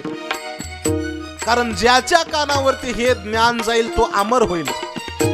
हे ज्ञान कुठं सांगावं तर जवळ आसपास कुणीच नसलं पाहिजे. आणि असं त्याने ठिकाण शोधलं. ते कदाचित आपल्या डोळ्यासमोर आलं असेल. त्याचं नाव आहे अमरनाथ. जिथं भगवान महादेवाने पार्वती आई साहेबाला हे अमरत्वाचं तत्वज्ञान दिलं आणि ते ठिकाण सुद्धा अजरामर झालं. त्याचं आजही नाव अमरनाथ अशा प्रकारचं आहे. अमरनाथ आता जिथं स्थित आहे तिथं पार्वती आई साहेबांना भगवान शंकर घेऊन गेले आणि पार्वतीला सांगितलं, पार्वती, हा बोध अमरत्वाचा आहे बरं. हे ऐकताना झोपायचं नाही. हे ऐकताना जर झोपली तर तू परत अमर होऊ शकत नाही. पार्वती आई साहेबांनी सांगितलं, तुम्ही काही काळजी करू नका. आणि शेवटी हा अमरत्वाचा बोध सांगायचं ठरलं. आणि अमरत्वाचा बोध सांगायचं ठरल्यानंतर भगवान महादेवाने पार्वतीला सांगितलं, हे तत्वज्ञान असं ऐकायचं, झोपायचं नाही, ताट बसायचं. म्हणले ठीक आहे. आणि पार्वती माता हे तत्वज्ञान ऐकायला लागल्या. जवळ सगळीकडं निर्जन अशा प्रकारचं काही नाही, कोणी मनुष्य नाही, काही कुठला जीव जंतू तिथे येण्याची शक्यता नाही. भगवान शंकर हे तत्वज्ञान सांगायला लागले आणि पार्वती आईसाहेब हे तत्वज्ञान ऐकायला लागल्या. आणि ऐकता ऐकता तत्वज्ञान सांगता सांगता महादेवांना इतका समाधी अवस्था प्राप्त झाली. समाधी अवस्थेत भगवान महादेव बोलायला लागले आणि यांचं काही तत्वज्ञान संपेना. पार्वती आई साहेबांना झोप लागली. पार्वती आई साहेब झोपी गेल्या. पण हे तत्वज्ञान लोप पाहू नये. जवळ एक झाड होतं आणि त्या झाडाच्या शेंड्यावरती एक पोपट बसला होता. त्या पोपटाला वाटलं की हे तत्वज्ञान ऐकण्याकरता पार्वती आईसाहेब झोपल्यात, पण हे तत्वज्ञान आपण ऐकायचं. वरच्या फांदीवरून पोपट जवळ आले. आता ते पोपट जवळ आले आणि ते तत्वज्ञान सगळं ऐकू लागले. सगळं तत्वज्ञान ऐकलं आणि सगळं तत्वज्ञान सांगून झाल्यानंतर महादेवाने डोळे उघडले. पाहतात तर पार्वती आईसाहेब झोपल्या. पार्वती आईसाहेब झोपल्या. पण या तत्वज्ञानाचं काय झालं तर लक्षात आलं की या पोपटाने हे तत्वज्ञान ऐकलं. महादेवांना राग आला. या पोपटाने ऐकलं, चोरून ऐकलं. मी पोपटा करता सांगत होतो का? सांगत नव्हतो. मी पार्वती करता सांगत होतो, पण पोपटाने चोरून ऐकलं. चोरून ऐकल्यानंतर काय? कर्णाने चोरून विद्या घेतली होती. शेवटी त्याचा पराभव झाला. एकलव्याने चोरून विद्या घेतली द्रोणाचार्यांकडून. शेवटी जगात धनुर्युद्धात धनुर्धारी एकमेव असा अर्जुनापेक्षा सरस म्हणजे एकलव्य होता. पण चोरून विद्या घेतली म्हणून त्याचा अंगठा कापून घेतला. अंगठा गुरुदक्षिणेत मागण्याचं कारण एवढंच आहे की याने जीवनात परत धनुष्य धरू नये, हे कारण होतं. आणि शेवटी भगवान महादेवाला राग आला की याने चोरून ऐकलं. आपला त्रिशूळ घेतला आणि त्या पोपटाच्या माग लागले. पोपट पुढं आणि भगवान महादेव माग. आता पोपटाने आपले दोन पंख फडफडायला चालू केले. त्रिशूळ घेऊन पोपटाच्या माग लागलेले भगवान शंकर विचार करतात कुठं जावं म्हणजे भगवान महादेवांचा कोप शांत होईल, काय करावं म्हणजे भगवान शंकर शांत होतील. विचार केला कोणत्या तरी साधूचा आश्रम गाठला पाहिजे, कोणत्या तरी साधूचा आश्रम गाठला पाहिजे. आणि एका आश्रमात शिरले तर तो आश्रम होता व्यास महाराजांचा, की ज्यांनी हे भागवत लिहिलं. व्यास महाराज आपल्या धर्मपत्नी बरोबर काहीतरी बोलत होते आणि आपल्या धर्मपत्नी बरोबर बोलत असताना व्यास महाराजांच्या धर्मपत्नीने व्यास महाराजांना बोलण्याकरता तोंड उघडलं. आणि असं तोंड उघडल्याबरोबर समोरून पोपट आला आणि लपण्याकरता जागा कुठंच नाही आश्रमामध्ये. पाठीमागून तर भगवान शंकर त्रिशूळ घेऊन येतात. इकडं लपायला आश्रमात कुठं जागा नाही. आणि व्यास महाराजांच्या धर्मपत्नीने व्यास महाराजांना बोलण्याकरता तोंड उघडलं आणि या पोपटाने लपण्याकरता आई साहेबांच्या तोंडामध्ये उडी मारली. व्यास महाराजांच्या धर्मपत्नीच्या तोंडाच्या द्वारा हा पोपट आतमध्ये गेला. आता मग व्यास महाराज पुढे झाले. भगवान शंकर तुम्ही एवढ्या क्रोधाय अवस्थेत अशा माझ्या आश्रमात आले? हो म्हटले. एका पोपटाने तत्वज्ञान ऐकलंय आणि तो तुमच्या आश्रमात आलाय. हो म्हटले. पाहिलं मी. कुठं गेलाय तो? कुठं लपलाय? त्यांनी सांगितलं महाराज आता ते काही तुम्हाला सांगायच्या लागी नाही. तुम्ही आता आल्या पावलानं परत जा. भगवान महादेवांचा क्रोध शांत केला. व्यास महाराजांनी भगवंताचा पाहुणचार केला. महादेवांना सांगितलं अमरत्वाचा बोध प्राप्त झालेला हा पोपट, पोपटाला मराठीमध्ये शुक असं नाव आहे. होता करता व्यास महाराजांच्या धर्मपत्नींचे की त्या काळामध्ये 9 महिने पूर्ण झाले पण मुलाचा काही जन्म होईना, संतती काही होईना. 9 महिने उलटून गेले. 9 दिवसही वरचे संपून गेले. होता करता 1 वर्ष झालं पण प्रसूती काही होईना. मग त्या काळात सगळे वैद्य दाखवून झाले तर सगळं व्यवस्थित आहे. पण संतती काही होईना. लक्षात आलं व्यास महाराजांच्या की कोणीतरी पहिल्या जन्मातला योगभ्रष्ट महात्मा अर्थात तो पोपट, तोच आतमध्ये हातामध्ये पाणी घेतलं आणि त्या धर्मपत्नीच्या पोटावरती शिंपडलं आणि गर्भाला बोलकं केलं की बोल बाळ तू कोण आहेस. त्यावेळेस आतून कोणताही आवाज नाही, एक नाही, दोन नाही, होय नाही, नाही नाही. असे कित्येक वर्ष उलटून गेले. 11 वर्ष पूर्ण झाली. 11 वर्ष पूर्ण झाली, पण प्रसूती काही होईना. शेवटी वाईट वाटलं की आता प्रसूती नाही झाली तर पत्नी जिवंत राहणार नाही. ते काय असतं, त्या प्रसंगाला बाळंतपण असं नाव आहे. एक तरी बाळाचा तरी अंत, नाहीतर आईचा तरी अंत, आणि या दोघातून सुखरूप झालं तर बाळंतपण. असं ते अवघड काम. आणि मग 11 वर्ष पोटामध्ये गर्भ राहिल्यानंतर काय अवस्था होईल सांगा बरं त्या माता मौलीला. तिला धड चालता येईना, उठता येईना, बसता येईना, काही करता येईना. शरीराने अत्यंत कृश झाल्या. सगळे व्यवहार ठप्प झाले आणि हातामध्ये हातामध्ये पाणी घेतलं व्यास महाराजांनी आणि त्या धर्मपत्नीच्या पोटावरती टाकलं. गर्भाला पुनश्च बोलकं केलं, बाळ कोण आहेस तू, कशा करता आतमध्ये लपून बसला, बाहेर ये ना, बाहेर ये. बाहेर येऊन करायचं काय, तर बाहेर येऊन ब्रह्मचर्य पालन कर आणि जीवनाला मुक्ती अशा प्रकारची मिळवून घे. आतला गर्भ बोलका झाला आणि आतला गर्भ बोलू लागला की बाहेर येऊन ब्रह्मचारी व्हायचं तुम्ही सांगता. ब्रह्मचारी होऊन जर मुक्त होता येतं असं जर तुम्ही सांगत असाल तर जगातले सगळे नपुसक मुक्त झाले असते. मी बाहेर येऊन करू काय, मला बाहेर यायचं नाही. अरे असं काय करतो बाळ, बाहेर ये. या मृत्यूलोकात सगळ्यात मोठा कोणता आश्रम मानला असेल तर धन्नो गृहस्थ आश्रम. गृहस्थ आश्रम ज्ञानोबराय वर्णन करतात ना, का सांडीजे कुळीचा आश्रम, उपजले कुळीचे धर्म. का सांडीसी गृहस्थ आश्रम, उपजले कुळीचे धर्म. अरे गृहस्थ आश्रम श्रेष्ठ आहे, गृहस्थ आश्रम श्रेष्ठ आहे, पण सगळ्याला गृहस्थ आश्रमच मिळत नाही ना. आता त्याचीच अडचण आहे. मग ज्याला गृहस्थ आश्रम मिळत नाही त्याने काय करायचं, त्याची मुक्ती कशी. बर गृहस्थ आश्रम स्वीकारून जर मुक्त झाला असता तर या जगात बद्ध कुणीच दिसला नसता. बाबा बाहेर येऊन करू काय.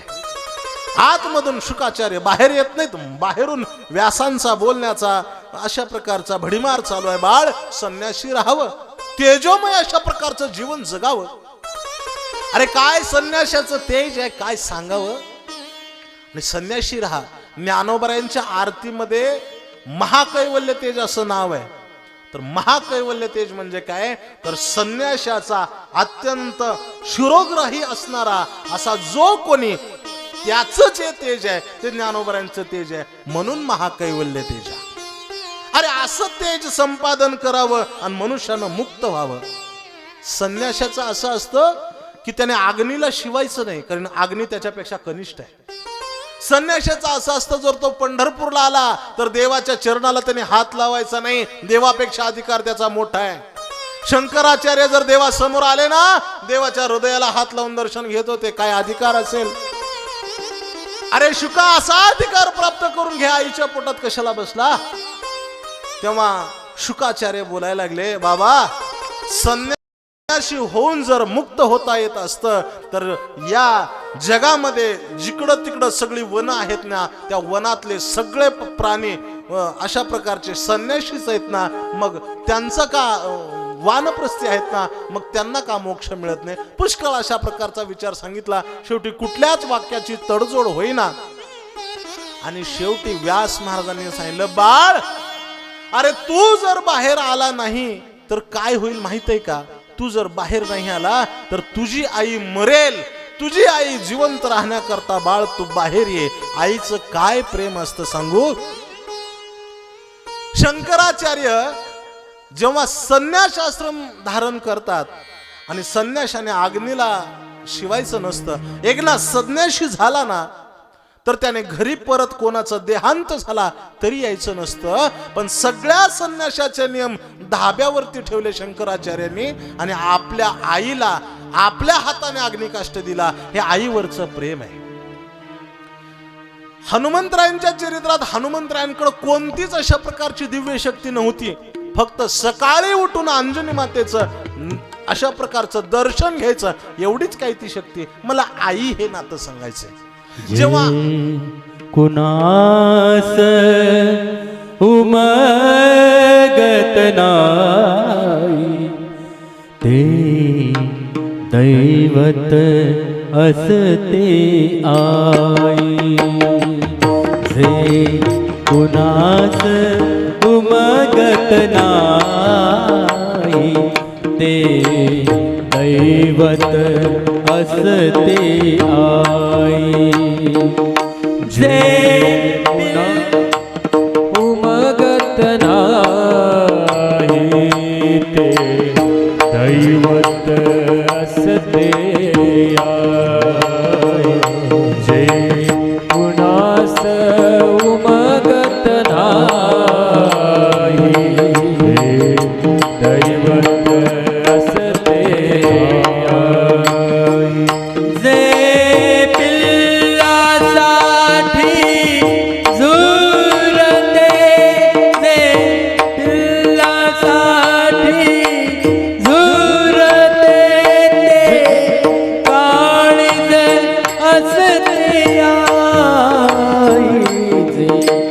कुणास उमगत नाही ते दैवत असते आई.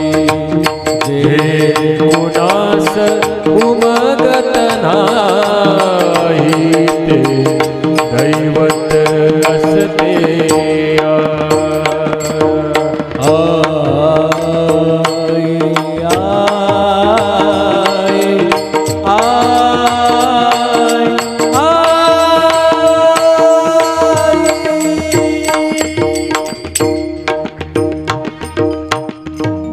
असं म्हटलं जातं, स्वामी तिन्ही जगाचा आई विना भिकारी. धर्मशास्त्रामध्ये आईचं खूप तोंड भरून अशा प्रकारचं वर्णन केलं. काय आहे, आईचं नाव घेतलं आणि मी जर आईच्या पोटातून बाहेर नाही आलो तर माझी आई मरेल. हे गर्भाला काय प्रेम असेल बघा.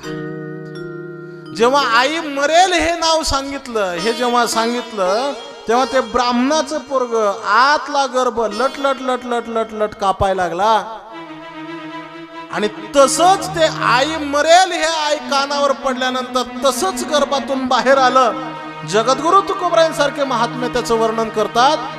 ब्राह्मणाचे पोर एक खेळासी भ्याले. ब्राह्मणाचे पोर एक खेळासी भ्याले. 12 वर्ष लपाले रे. 12 वर्ष लपाल रे. कापत कापत बाहेर आले. कापत कापत बाहेर आले रे. नागवेची पळून गेले रे. नागवेची पळून गेले रे. नागवेची पळून गेले रे. नागवेची पळून गेले रे. ऐक खेळिया तुझ सांगितले हे जाणून खेळ खेळे रे. ऐक खेळिया तुझ सांगितले जाणून खेळ खेळे रे. ऐक खेळिया तुझ सांगितले जाणून खेळ खेळे रे. ऐक खेळिया तुझ सांगितले जाणून खेळ खेळे.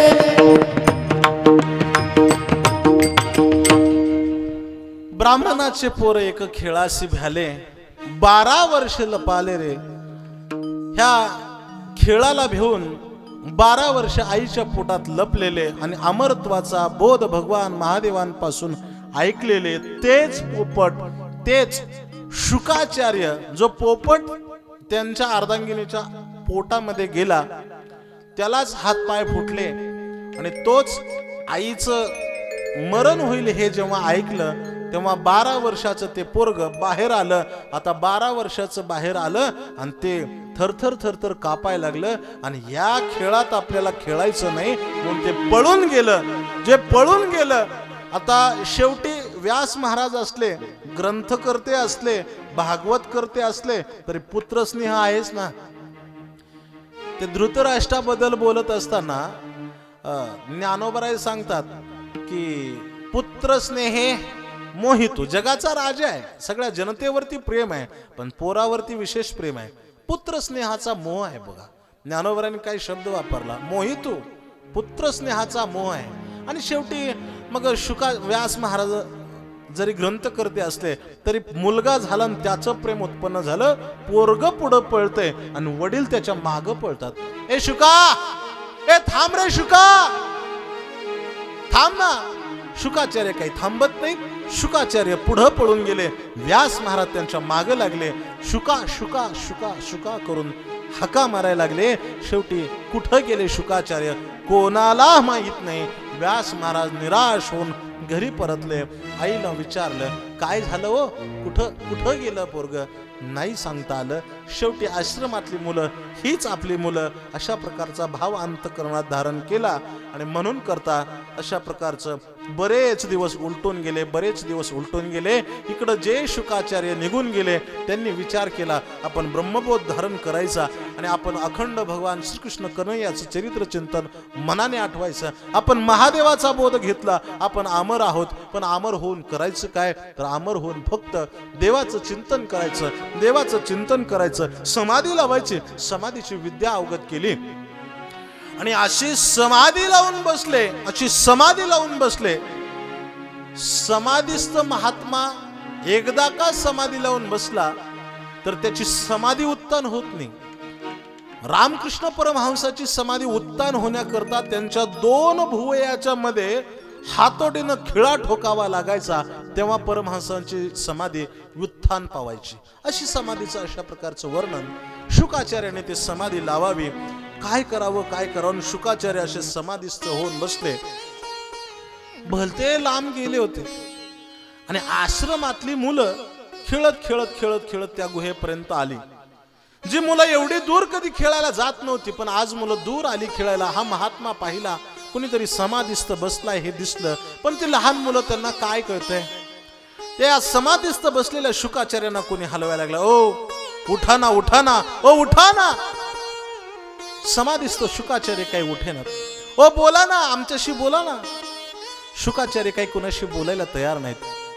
मुलगा असा दैदिप्यमान आणि तेजपुंज दिसायला लागला आणि मग या मुलांना बाकीच्या असं वाटायला लागलं याने आमच्याशी बोलावं, काहीतरी बोलावं. काही बोलेनात. शेवटी मुलांना राग आला. मग कुणी एक काडी घ्यायचं, शुकाचार्यांच्या नाकामध्ये खुपसायचं, कुणी घ्यायचं कानामध्ये खुपसायचं. शुकाचार्यांना काही फरक पडेना. शेवटी सगळ्या मुलांनी धरलं, शुकाचार्यांना असं उंच टाकलं. शुकाचार्य खाली पडले, तरी समाधी उत्तान पावली नाही. काय करावं. मुलं निराश झाली आणि घरी आली तर व्यास महाराजांकडे आली आणि व्यास महाराज म्हणाले, बाबा बाहेरच्या एका गुहेमध्ये आम्ही आज लांब गेलो होतो, दूरवर खेळायला गेलो. एक कुणीतरी तेजस्वी आणि तेजपुंज दैदिप्यमान अशा प्रकारचा सावळ्या स्वरूपातला मुलगा आहे. काही चेहऱ्यावरती तेज आहे बाबा, काही सांगावं गुरुदेवा तुम्हाला, काही तेज आहे. बरं, तो आम्हाला वाटत होतं त्याने आमच्याशी बोलावं. आम्ही खूप प्रयत्न केला, त्यांना हलवलं, जागे होईनात. त्यांच्या नाकामध्ये काडी खोपसली, कानामध्ये काडी खोपसली, काही फरक पडेना. आम्ही सगळ्यांनी उचलून त्या मुलाला घेतलं, वरती टाकलं, खाली पडले. 2-4 वेळा उचल आपट झाली, पण काही फरक पडेना. व्यास महाराज विचार करतात, एवढा समाधिस्थ असणारा कोण आहे. आणि मग एका ठिकाणी व्यास महाराज शांत बसले ना अंतर्ज्ञानाने पाहिलं तर हा दुसरा तिसरा कोण नसून आपलाच मुलगा आहे. आणि याला परत बोलवायचं असेल तर काय करावं. याच्या मागं लागून बघितलं, परत येत नाही. आता मुलांकडून आपल्याला याची वार्ता कळाली, आपण काहीतरी मार्ग करूया, काहीतरी करूया. एक कागद घेतला आणि त्या कागदावरती श्रीमद भागवतातला एक श्लोक लिहिला, मुलांजवळ दिला आणि मुलांना सांगितलं, मुलांनो त्या बाळाजवळ जा, त्याला कोणतीही इजा पोचवू नका. हा श्लोक तुम्ही त्यांच्या समोर जाऊन म्हणा. हा श्लोक तुम्ही त्याच्या समोर जाऊन म्हणाल ना तर तो तुम्हाला बोलेल. तो श्लोक दिला व्यास महाराजांनी हातामध्ये. मुलांनी तो श्लोक घेतला आणि मुलं ते श्लोक घेऊन गेले. शुकाचार्य समाधीस्थ बसलेत आणि सगळ्या मुलांनी एक स्वर धारण केला आणि स्वर धरून ती मुलं बोलायला लागली.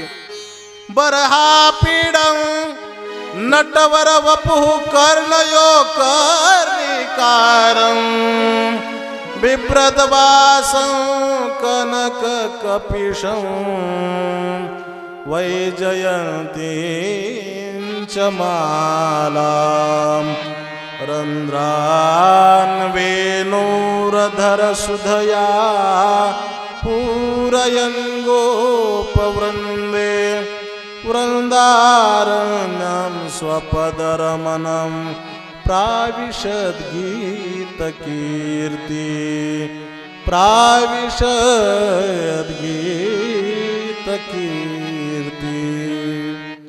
हे श्लोक ऐकला, समाधान वाटलं आणि शुकाचार्य महाराजांची समाधी उत्थान पावले. आणि शुकाचार्यांनी त्या मुलांना विचारलं, बाळ तुम्ही हा श्लोक कुठून ऐकला रे? हा श्लोक कुठून ऐकला? हा श्लोक तुम्ही मला द्याल का? मला द्या ना बाळांनो, हा श्लोक तुम्ही मला द्या. त्या मुलांनी व्यास महाराजांनी लिहून दिलेला तो श्लोक त्यांच्या समोर गायला. मुलगा बोलायला लागला. हे शिष्य बोलायला लागले, बाळ आमच्या आश्रमात चल ना.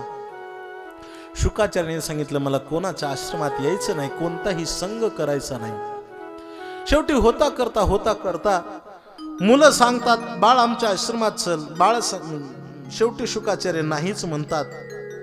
काहीतरी झालं आणि शुकाचार्य पुन्हा समाधिस्थ झाले. शिष्य पुन्हा व्यास महाराजांकडे गेले. महाराज तुम्ही दिलेल्या श्लोकामुळं तो मुलगा उठला, तो आम्हाला बोलला खरा, पण तो आश्रमामध्ये आला नाही. व्यास महाराजांनी दुसरा श्लोक लिहून दिला. दुसरा श्लोक असा होता, अहो बकीयं स्तनकालकूटं जिघांसया पाययदप्यसाध्वी लेभे गतिं दातृचितां ततो कं वादयालुं शरणं व्रजेम कं वादयालुं शरणं व्रजेम. श्लोकाचा अर्थ असा आहे, जो गिरीधारी कृष्ण कन्हैया स्तनामध्ये विष भरून आलेल्या पुतनेचा सुद्धा उद्धार करतो, तो तुझा उद्धार का करणार नाही बाळा? तू या भगवंतावरती प्रेम कर. हा श्लोकाचा अर्थ शिष्याच्या हातातून तो श्लोक शुक महाराजांच्या कानावरती आला आणि मग शुकाचार्यांची समाधी उत्थान पावली. बाळांनो, हा श्लोक कुठून आणला? आमच्या महाराजांकडून आणला. असे आमच्या महाराजांकडं असे 18,000 श्लोक आहेत. आणि मग हे श्लोक मला ऐकायचेत, हे श्लोक मला ऐकायचेत. मुलांनो चला, तुमचे गुरुदेव कुठं आहेत? मला तुमच्याकडे यायचंय. मुलं पुढे चालायला लागली, शिष्य पुढे चालायला लागले आणि त्यांच्या पाठीमाग शुकाचार्य त्यांच्या पाठीमाग माग करत व्यास महाराजांच्या आश्रमामध्ये आले. आणि मग व्यास महाराजांच्या आश्रमामध्ये आल्यानंतर त्या व्यास महाराजांनी आपल्या मुलाला आलिंगन अशा प्रकारचं दिलं आणि व्यास महाराजांना आलिंगन दिलं. शुकाचार्यांचं आलिंगन व्यास महाराजांनी घेतलं. पुत्र आणि पिता दोघेही एकमेकांना भेटले आणि मग व्यास महाराजांनी हेच सगळं भागवत 18,000 श्लोक या शुकाचार्यांना अशा प्रकारचे शिकवले. पहिला जो या भागवत कथेची वक्ता श्रोत्याची जी जोडी आहे, तर पहिल्या वक्त्या श्रोत्याची जोडी आहे जगामध्ये पहिलं भागवत. श्री व्यास महाराजांनी या भागवताची रचना केली, लिहिलं गणपती बाप्पाने. पण हे भागवत स्वतः व्यास महाराजांनी त्या शुकाचार्यांना ऐकवलं. नंतर शुकाचार्य हे सगळं भागवत अशा प्रकारचं अवग्रहण केलं. इकडं प्रकार काय झाला, आता शुकाचार्य हे भागवताचे अधिकारी बनले. इकडं काय झालं, पंडूराजाचा मुलगा अर्जुन, आपल्याला माहित आहे 5 पांडवांचे वडील आणि पंडूराजा 5 मुलं त्यांना, त्याच्यामध्ये धर्मराज, युधिष्ठिर, अर्जुन महाराज, भीमदादा, नकुल, सहदेव. पंडूराजांचा मुलगा 5 पांडवापैकी अर्जुन आणि अर्जुनाचा मुलगा अभिमन्यू. अभिमन्यू उपवर झाला, त्याचं लग्न झालं आणि त्या अभिमन्यूला एक मुलगा झाला आणि त्याचं नाव परीक्षित. हे सगळे पांडव निघून गेले. आता हे भागवताचं थोडस प्रकार असा आहे की उत्तरार्ध सगळं अगोदर ऐकावं लागतं आणि नंतर पूर्वार्ध. त्याच्या पाठीमागं कारण आहे. पहिल्या 10 स्कंदामध्ये सगळं उत्तरार्ध ऐकायचं. पांडव अगदी स्वर्गारोहण कसं झालं, भीष्माचार्य कसे गेले, द्रोणाचार्य कसे गेले, हे सगळं ऐकायचं आणि नंतर गोपालकृष्णाचा जन्म. हे असं उलट कशा करता, तर त्याचं कारण आहे. भगवान गिरीधारी कृष्ण कन्हैयाचा जन्म ऐकायचा झाला, त्याचं प्रेम मिळावं असं वाटत असेल तर अंतकरणाची चित्ताची शुद्धता झाली पाहिजे. आणि या मागच्या पूर्वचरित्राचं जर सगळं श्रवण अंतकरणापासून केलं तर अंतकरण शुद्ध होतं आणि त्या शुद्ध अंतकरणामध्ये या देवाच्या लीला आपण ऐकायच्या, हे देवाचं चरित्र आपण ऐकायचं. भागवतामध्ये तसं तर देवाचं अगदी बाल्यावस्थेतलंच चरित्र चिंतन आहे, अगदी गोपालकृष्णाचं चरित्र चिंतन आहे. कृष्णाच्या चरित्राचे 3 प्रकार.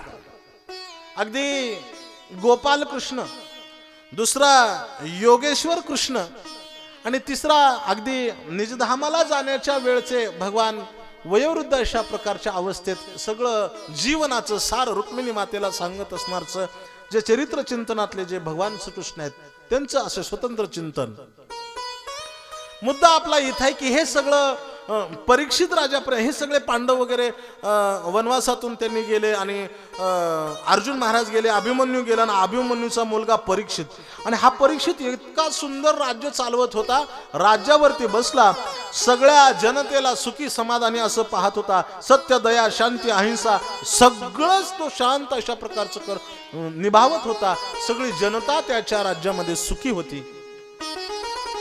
कोण न जाणू कशा करता राजे लोकांना आताच्या काळामध्ये प्रत्येकाला काहीतरी व्यसन असतं, काहीतरी व्यसन असतं. कोण काय करतो, कोण काय करतो, प्रत्येकाला कशाचं तरी व्यसन असतं. बघा ते काय आहे.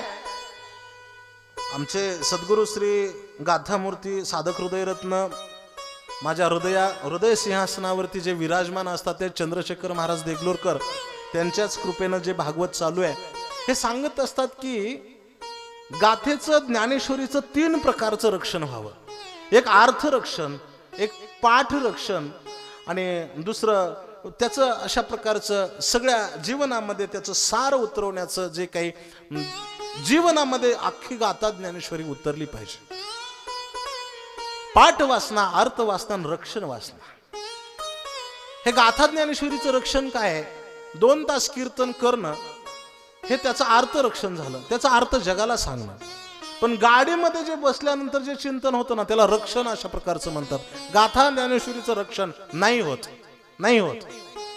2 तास कीर्तन करणं वेगळं आणि 22 तास कीर्तन जगणं वेगळं.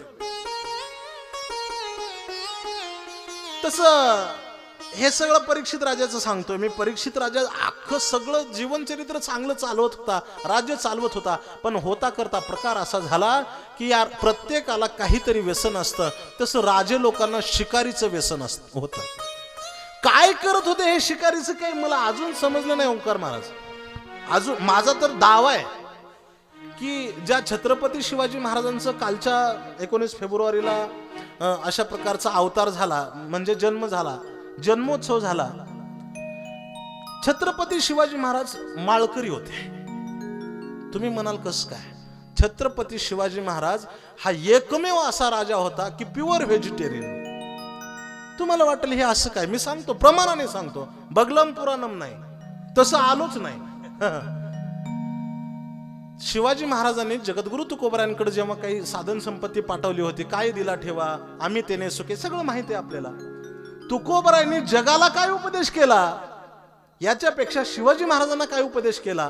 कंठी मिरवा तुळशी, व्रत करा एकादशी. शिवाजी महाराज एकादशीचं व्रत करा. शिवाजी महाराज एकादशी करत होते. त्यांना सांगितलं की तुम्ही गळ्यामध्ये तुळशीची माळ घाला. महाराजांच्या गळ्यात तुळशीची माळ होती.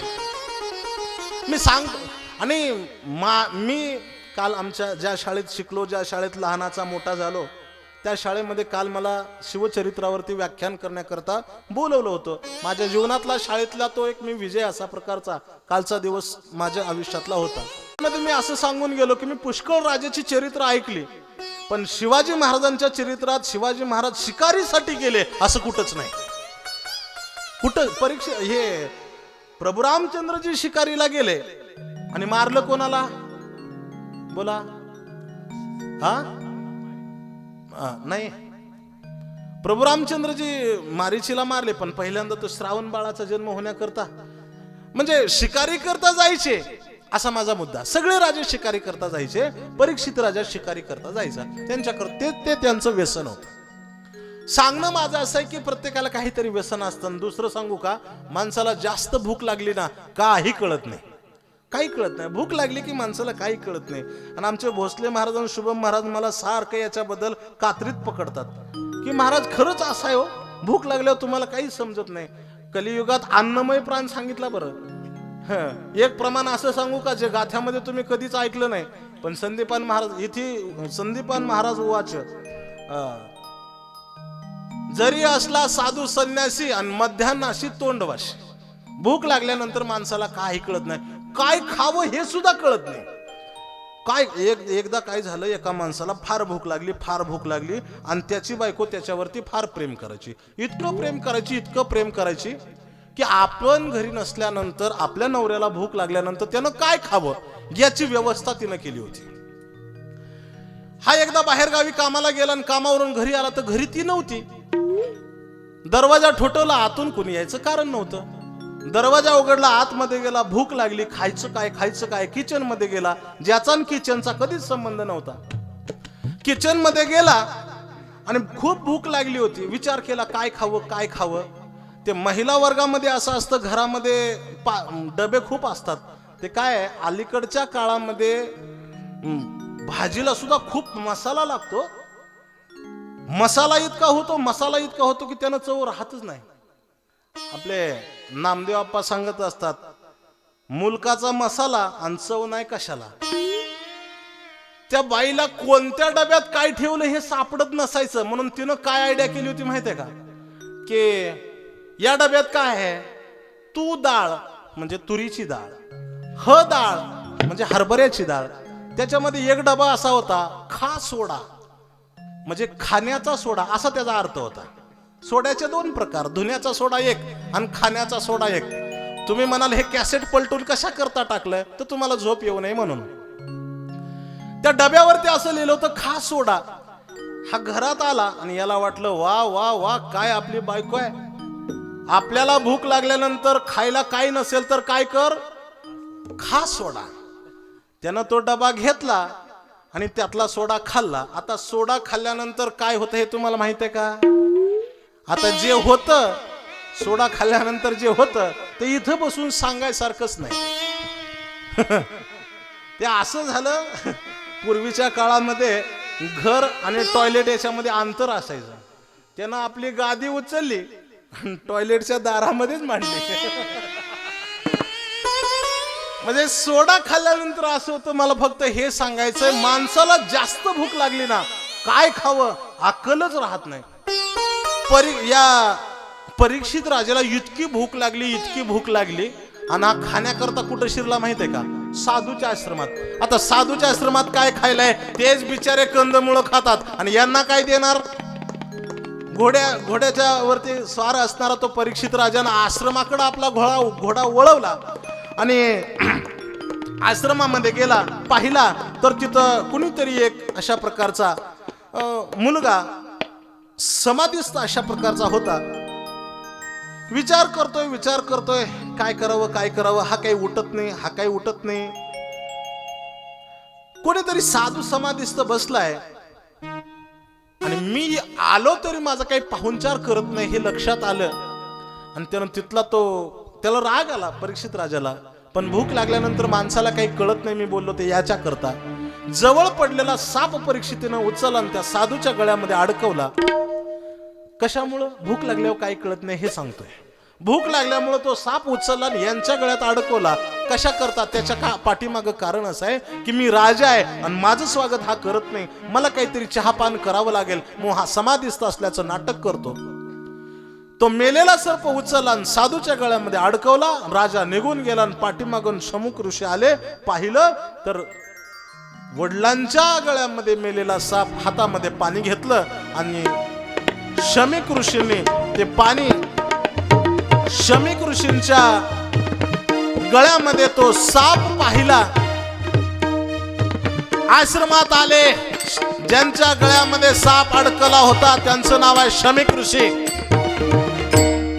शमीक ऋषींचा मुलगा, त्यांचं नाव शृंगी ऋषी. बाहेरून शृंगी ऋषी येतात, पाहतात आपल्या वडिलांच्या गळ्यामध्ये मेलेला अशा प्रकारचा सर्प कुणीतरी अडकवलेला आहे.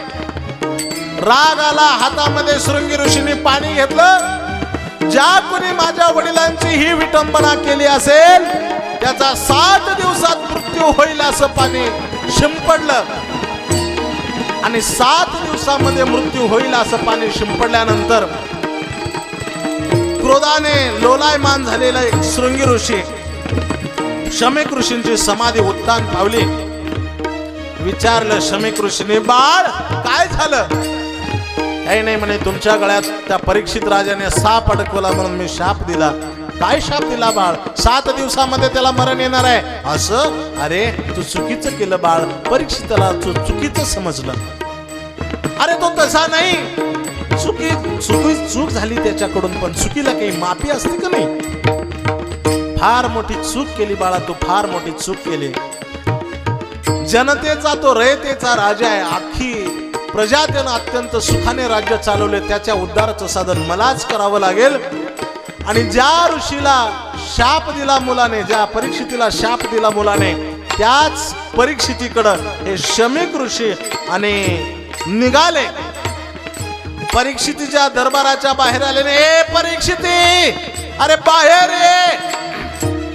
परीक्षित राजा बाहेर आला आणि सांगितलं, परीक्षिती बाबा तुला अशा प्रकारचा माझ्या मुलाने शृंगीनं शाप दिलेला आहे आणि तुला या शापातून मुक्त होण्याकरता कोणताच उपाय नाही. 7 दिवसामध्ये तुझं मरण होणार आहे आणि 7 दिवसामध्ये तुझं मरण होणार आहे.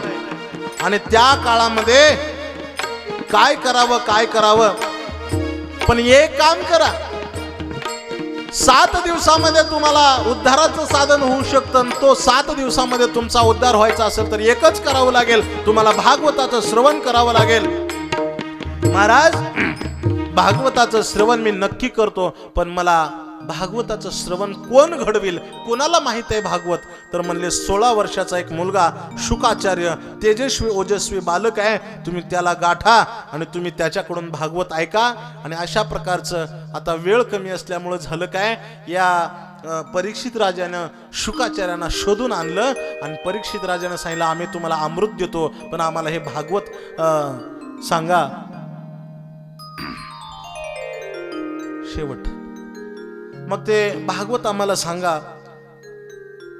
शेवटी अमृताच्या बदल्यामध्ये भागवत सांगायला शुकाचार्यांनी सांगितलं, तुम्ही अमृताच्या बदल्यामध्ये हे भागवत ऐकायचं म्हणत असाल तर आम्ही तुम्हाला सांगणार नाही, पण त्याच्याकरता काय करावं लागेल, आमच्या मनाला वाटेल तर आम्ही हे तुम्हाला भागवत सांगू.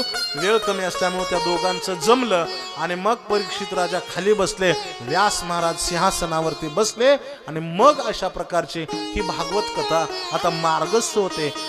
हे वक्त्या श्रोत्याच्या जोड्या, कोणी भागवत सांगावं कोणी ऐकावं हे सगळं आपण ऐकलं. भागवताची रचना कशी झाली, शुकाचार्यांचा जन्म कसा झाला, व्यास महाराजांनी शुकाचार्यांना हे कसं शिकवलं भागवत, आणि मग आता भागवताची कथा कशा प्रकारची प्रारंभ होते हे सगळं आपण ऐकलं. आणि खरं तर कथेचा 9चा सुटण्याचा टाइम आहे, पण अजून एक फक्त 15 मिनिटं घेतो. कारण काय कथेमध्ये जेवढं सांगायचं आहे तेवढं सांगावंच लागतं. तुम्ही कसंही सांगा, ते सांगितलं पाहिजे. ज्या निमित्तानं ही भागवत कथा आपण पाहतो, तर ही भागवत कथा कोणत्या निमित्तानं आपण पाहतो आहोत आपल्या सर्वांना माहित आहे. आमच्या मातोश्री आईसाहेब नर्मदा मातेच्या परिक्रमेला गेल्या. बऱ्याच लोकांना, बऱ्याच जणाला, बऱ्याच साधकांना हे माहीत नाही की हे नर्मदा मैया म्हणजे काय, कशा करता प्रदक्षिणेला जावं, गेल्यानंतर काय होतं, कुणी जावं. 3,500 किलोमीटरची ही प्रदक्षिणा आहे. दररोज 35 किलोमीटर चालावं लागतं, 30 किलोमीटर 35 किलोमीटर चालावं लागतं. तेव्हा 4 महिन्यात कुठेतरी ही परिक्रमा संपते. जगामध्ये पहिल्यांदा मार्कंडेय ऋषींनी ही परिक्रमा केली. त्यांच्या परिक्रमेचा काळ आहे 13 वर्ष आणि काहीतरी 11 महिने असं काहीतरी आहे. 13 वर्ष 11 महिन्यामध्ये मार्कंडेय ऋषींनी नर्मदा मातेची ही परिक्रमा पूर्ण केली. नर्मदा मातेचा उगम कुठं झाला तर नर्मदा मातेचा उगम झाला अमरकंटकला. अमरकंटक एक दिव्य तीर्थ आहे बघा. मला थोडं नर्मदा पुराणाबद्दल बोलायचंय आणि थांबायचंय. अमरकंटक म्हणजे काय आहे तर आईसाहेब नर्मदा मातेचं हे उगमस्थान आहे. आता मुळात नर्मदा माताच कोण आहेत हे सांगायचंय आपल्याला. प्रदक्षिणा कशा करता, कोणी करायची, तो थोडा इतिहास सांगायचा आहे. अमरकंटकला मातेचं जन्मस्थान आहे. या जन्मस्थानामध्ये पुष्कळ अशा प्रकारचे इतिहास झालेले आहेत. भगवान शंकरांना पूर्वावतार महादेवांना भगवान महाविष्णू महादेवांकडे गेले आणि महादेवांना सांगितलं तुम्हाला विष पचवायचे, समुद्र मंथन होणार आहे. इंद्राने दुर्वास ऋषींच्या गळ्यामध्ये नाही, इंद्र ऐरावतावरती बसून चालला आणि दुर्वास ऋषींना असं वाटलं सगळ्या राजाचा राजा आहे, आपल्या गळ्यातला मोगऱ्याचा हार काढला आणि इंद्राच्या गळ्यात अडकवला. इंद्रदेवाने काय केलं, तो आपल्या गळ्यातला हार काढला, हत्तीच्या सोंडेत अडकवला. हत्तीनं तो हार असा घेतला आणि फेकून दिला. आणि हे पाहिलं दुर्वास ऋषींनी. मी तुला हार अर्पण केला आणि तू गाडीला घातला.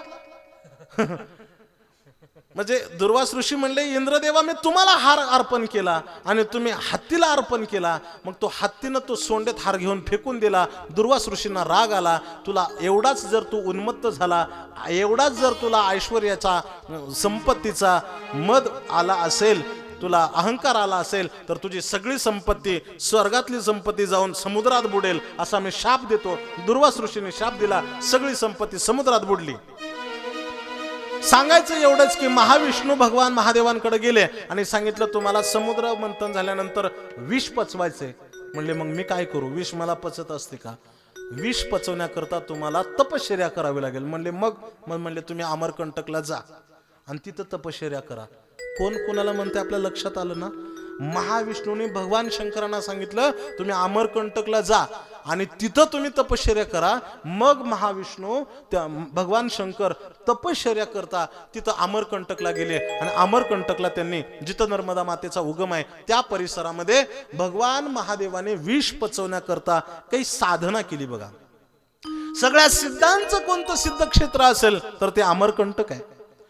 मी ज्यांचं काही काळापूर्वी चरित्र सांगितलं भगवान श्री शंकराचार्य, त्या शंकराचार्यांचं सुद्धा पुष्कळ वास्तव्य अमरकंटकला झालं. अमरकंटक एक ऊर्जेचं स्थान आहे. सगळ्या वनस्पती, औषधयुक्त वनस्पती मिळण्याचं ते एक भांडार आहे. विंध्या पर्वत आणि सातपुडा पर्वत जिथं एकत्र येतात त्याला अमरकंटक असं म्हणतात. मार्कंडेय ऋषींनी आपल्या मार्कंडेय पुराणाची रचना कुठं केली तर ते याच अमरकंटकामध्ये केली.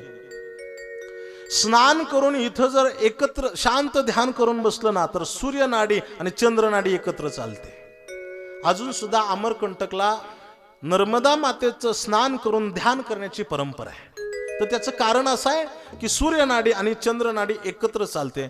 बरं, जमदग्नीने जी संजीवन विद्या प्राप्त केली ना ती इथंच केली. कोटी रुद्राचं प्रतिष्ठान कुठं असेल तर ते अमरकंटकला आहे. महाभारतामध्ये अनार्त देश म्हणून ज्याचा उल्लेख आहे तर तेच अमरकंटक आहे. आणि मार्कंडेय ऋषींनी नर्मदा पुराण जे लिहिलं, मी आता आपण काय पाहिलं, वक्त्या श्रोत्याच्या जोड्या. हे भागवत कुणी कुणाला सांगितलं, कसं सांगितलं, कुणी पहिल्यांदा कुणी सांगितलं, दुसऱ्यांदा कुणी सांगितलं हे पाहिलं. तसं नर्मदा पुराण पहिल्यांदा कुणी सांगितलं तर नर्मदा पुराण पहिल्यांदा मार्कंडेय ऋषीने सांगितलं. आणि नर्मदा पुराण पहिल्यांदा कुणी ऐकलं तर ते पांडवांनी ऐकलं. बरं, याहीपेक्षा नर्मदा मैयापासून 20 किलोमीटरच्या अंतरावरती लखबिया नावाचं गाव आहे आणि तिथं लाखो मानव निर्मित गुहा आहेत.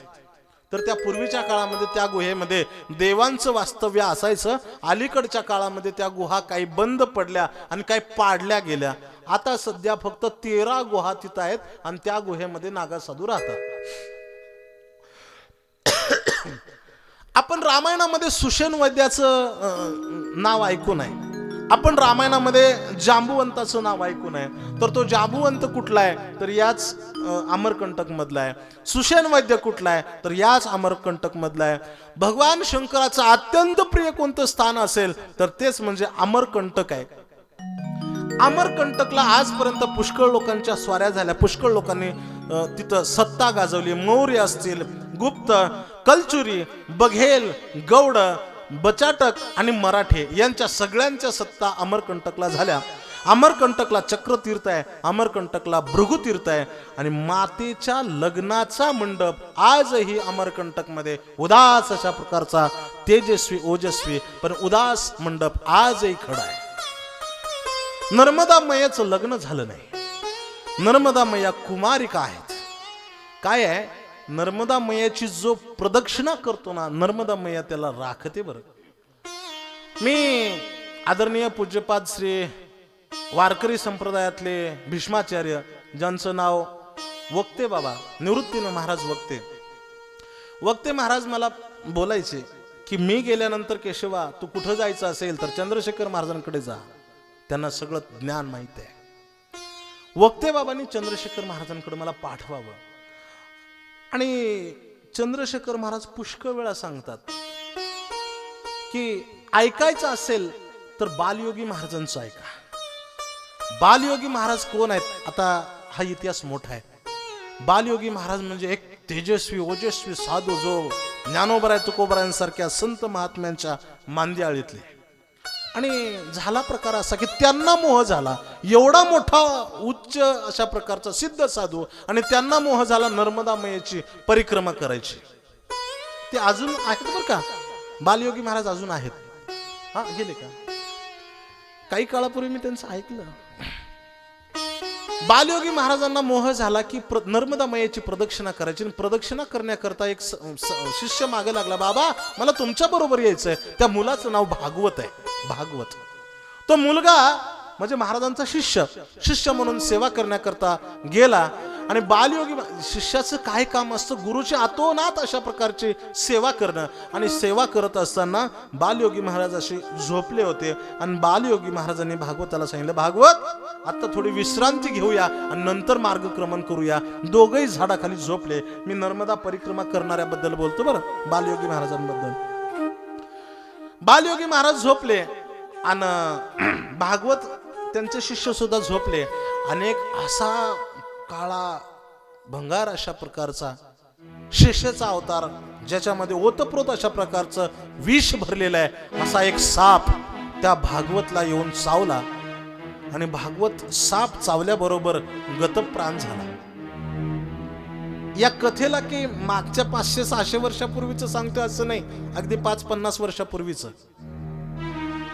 भागवत गतप्राण झाला आणि बालयोगी महाराजांनी बघितलं, अरे भागवत उठ ना बाळ आपल्याला जायचंय पुढं. त्याने भागवताचं हो नाही नाही नाही तोंडातून फेस यायला लागला. भागवत काही बोले ना. अरे भागवत उठ ना आपल्याला जायचंय. भागवत काही बोले ना. भागवताच्या मुखातून फेस यायला लागला. बालयोगी महाराजांना वाईट वाटलं. आपला एक कोणी शिष्य गेला, आपला कोणी सेवा करणारा गेला, याचं वाईट नाही की याची परिक्रमा अपूर्ण राहिली, याचं वाईट वाटलं. बालयोगी महाराज नर्मदेच्या पात्रामध्ये गेले आणि नर्मदा मैयेच्या पाण्यामध्ये शिरण्याला काही शास्त्र आहे. असं उगा आपण पाण्यामध्ये पोहायला जसं जातो असं नदीच्या पात्रामध्ये जायचं नाही. पाय उचलून टाकायचा नाही. हळूहळू पाय सरकवत नर्मदा मैयेच्या बरोबर मध्ये गेले बालयोगी महाराज.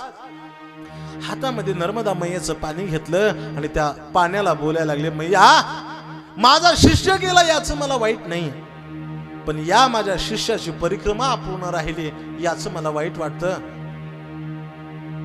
माझं म्हणणं फक्त एक आहे की कलंक लागला तर मला लागू दे, पण तुझ्याकडे कोणी बोट कराय नको.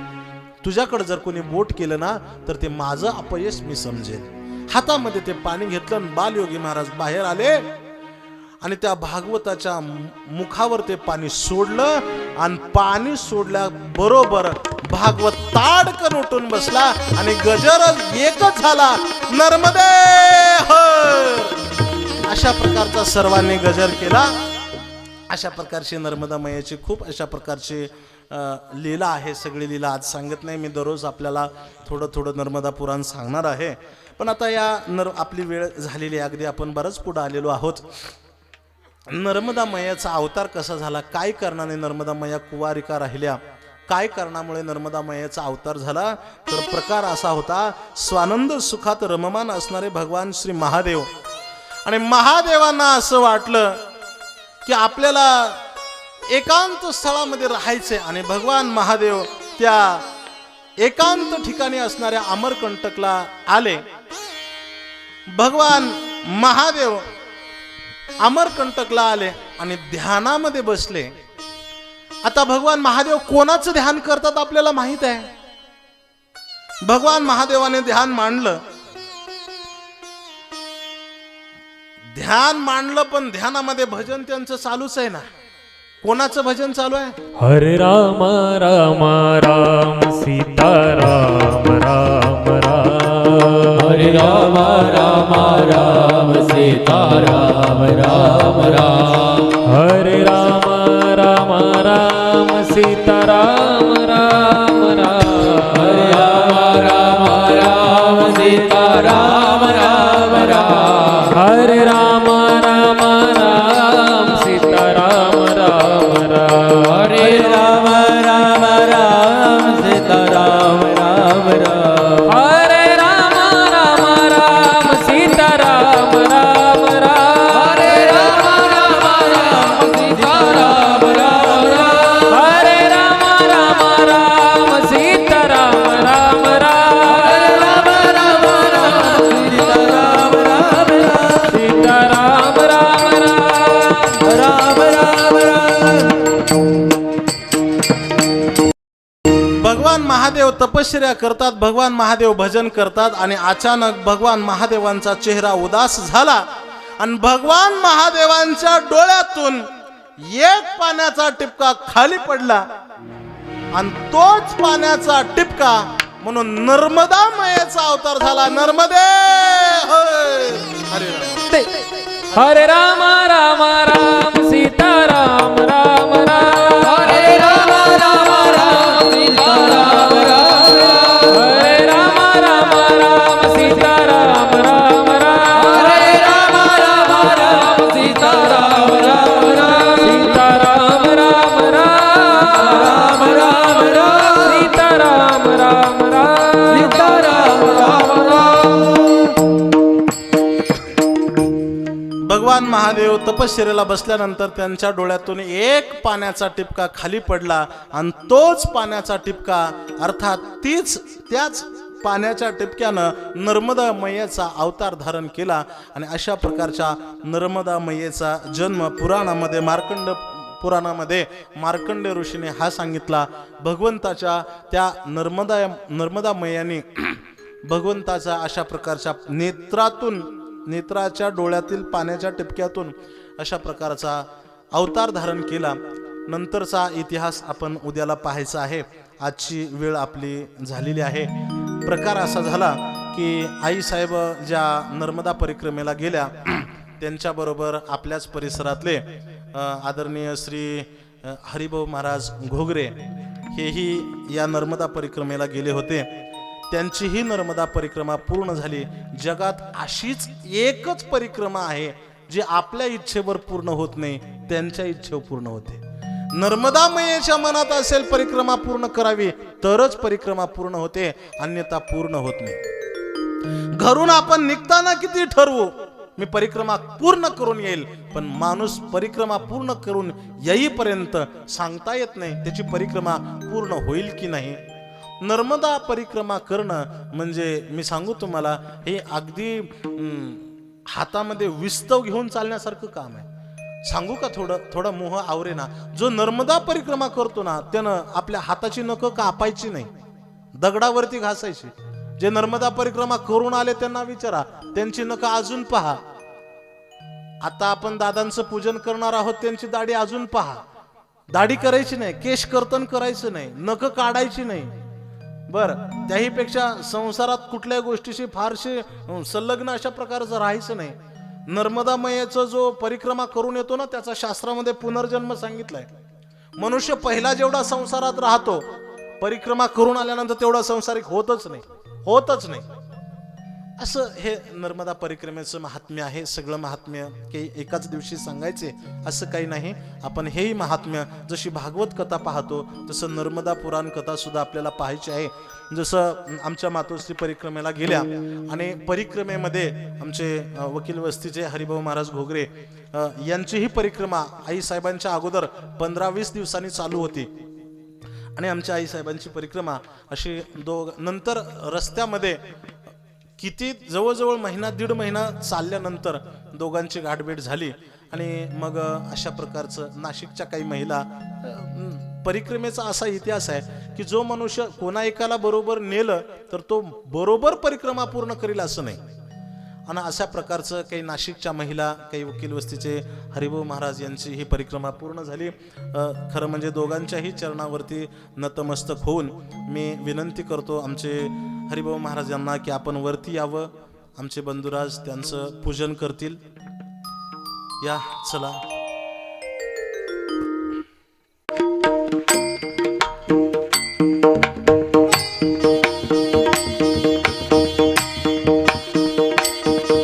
सबिंदु सिंधु शुस्खल तरंग भंग रंजितम विशत्सु पाप जात जात कारी वारि संयुतम कृतांत दूत कालभूत भीतिहारी वर्मदे त्वदीय पाद पंकजं नमामि देवी नर्मदे.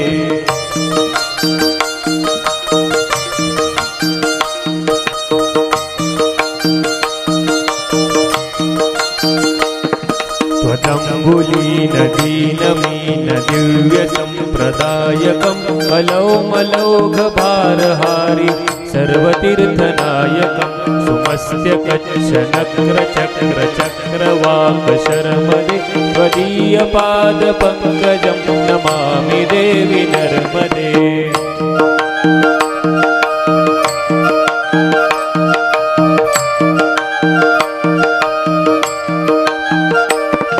महागभीर नीरपूर पापदूत भूतलं त्वनत् समस्त पातकारी दरितपाचलं जगल्ये महामये मुकुन्दु सूनु नर्मदे त्वदीय पाद पंकजं नमामि देवी नर्मदे.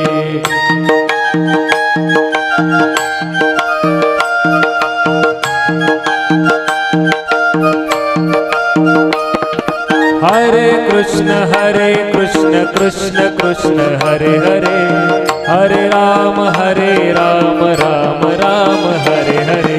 हरे कृष्ण कृष्ण कृष्ण हरे हरे, हरे राम राम राम हरे हरे. हरे कृष्ण कृष्ण कृष्ण हरे हरे, हरे राम राम राम हरे हरे. हरे कृष्ण कृष्ण कृष्ण हरे हरे, हरे राम राम राम हरे हरे. हरे कृष्ण कृष्ण कृष्ण हरे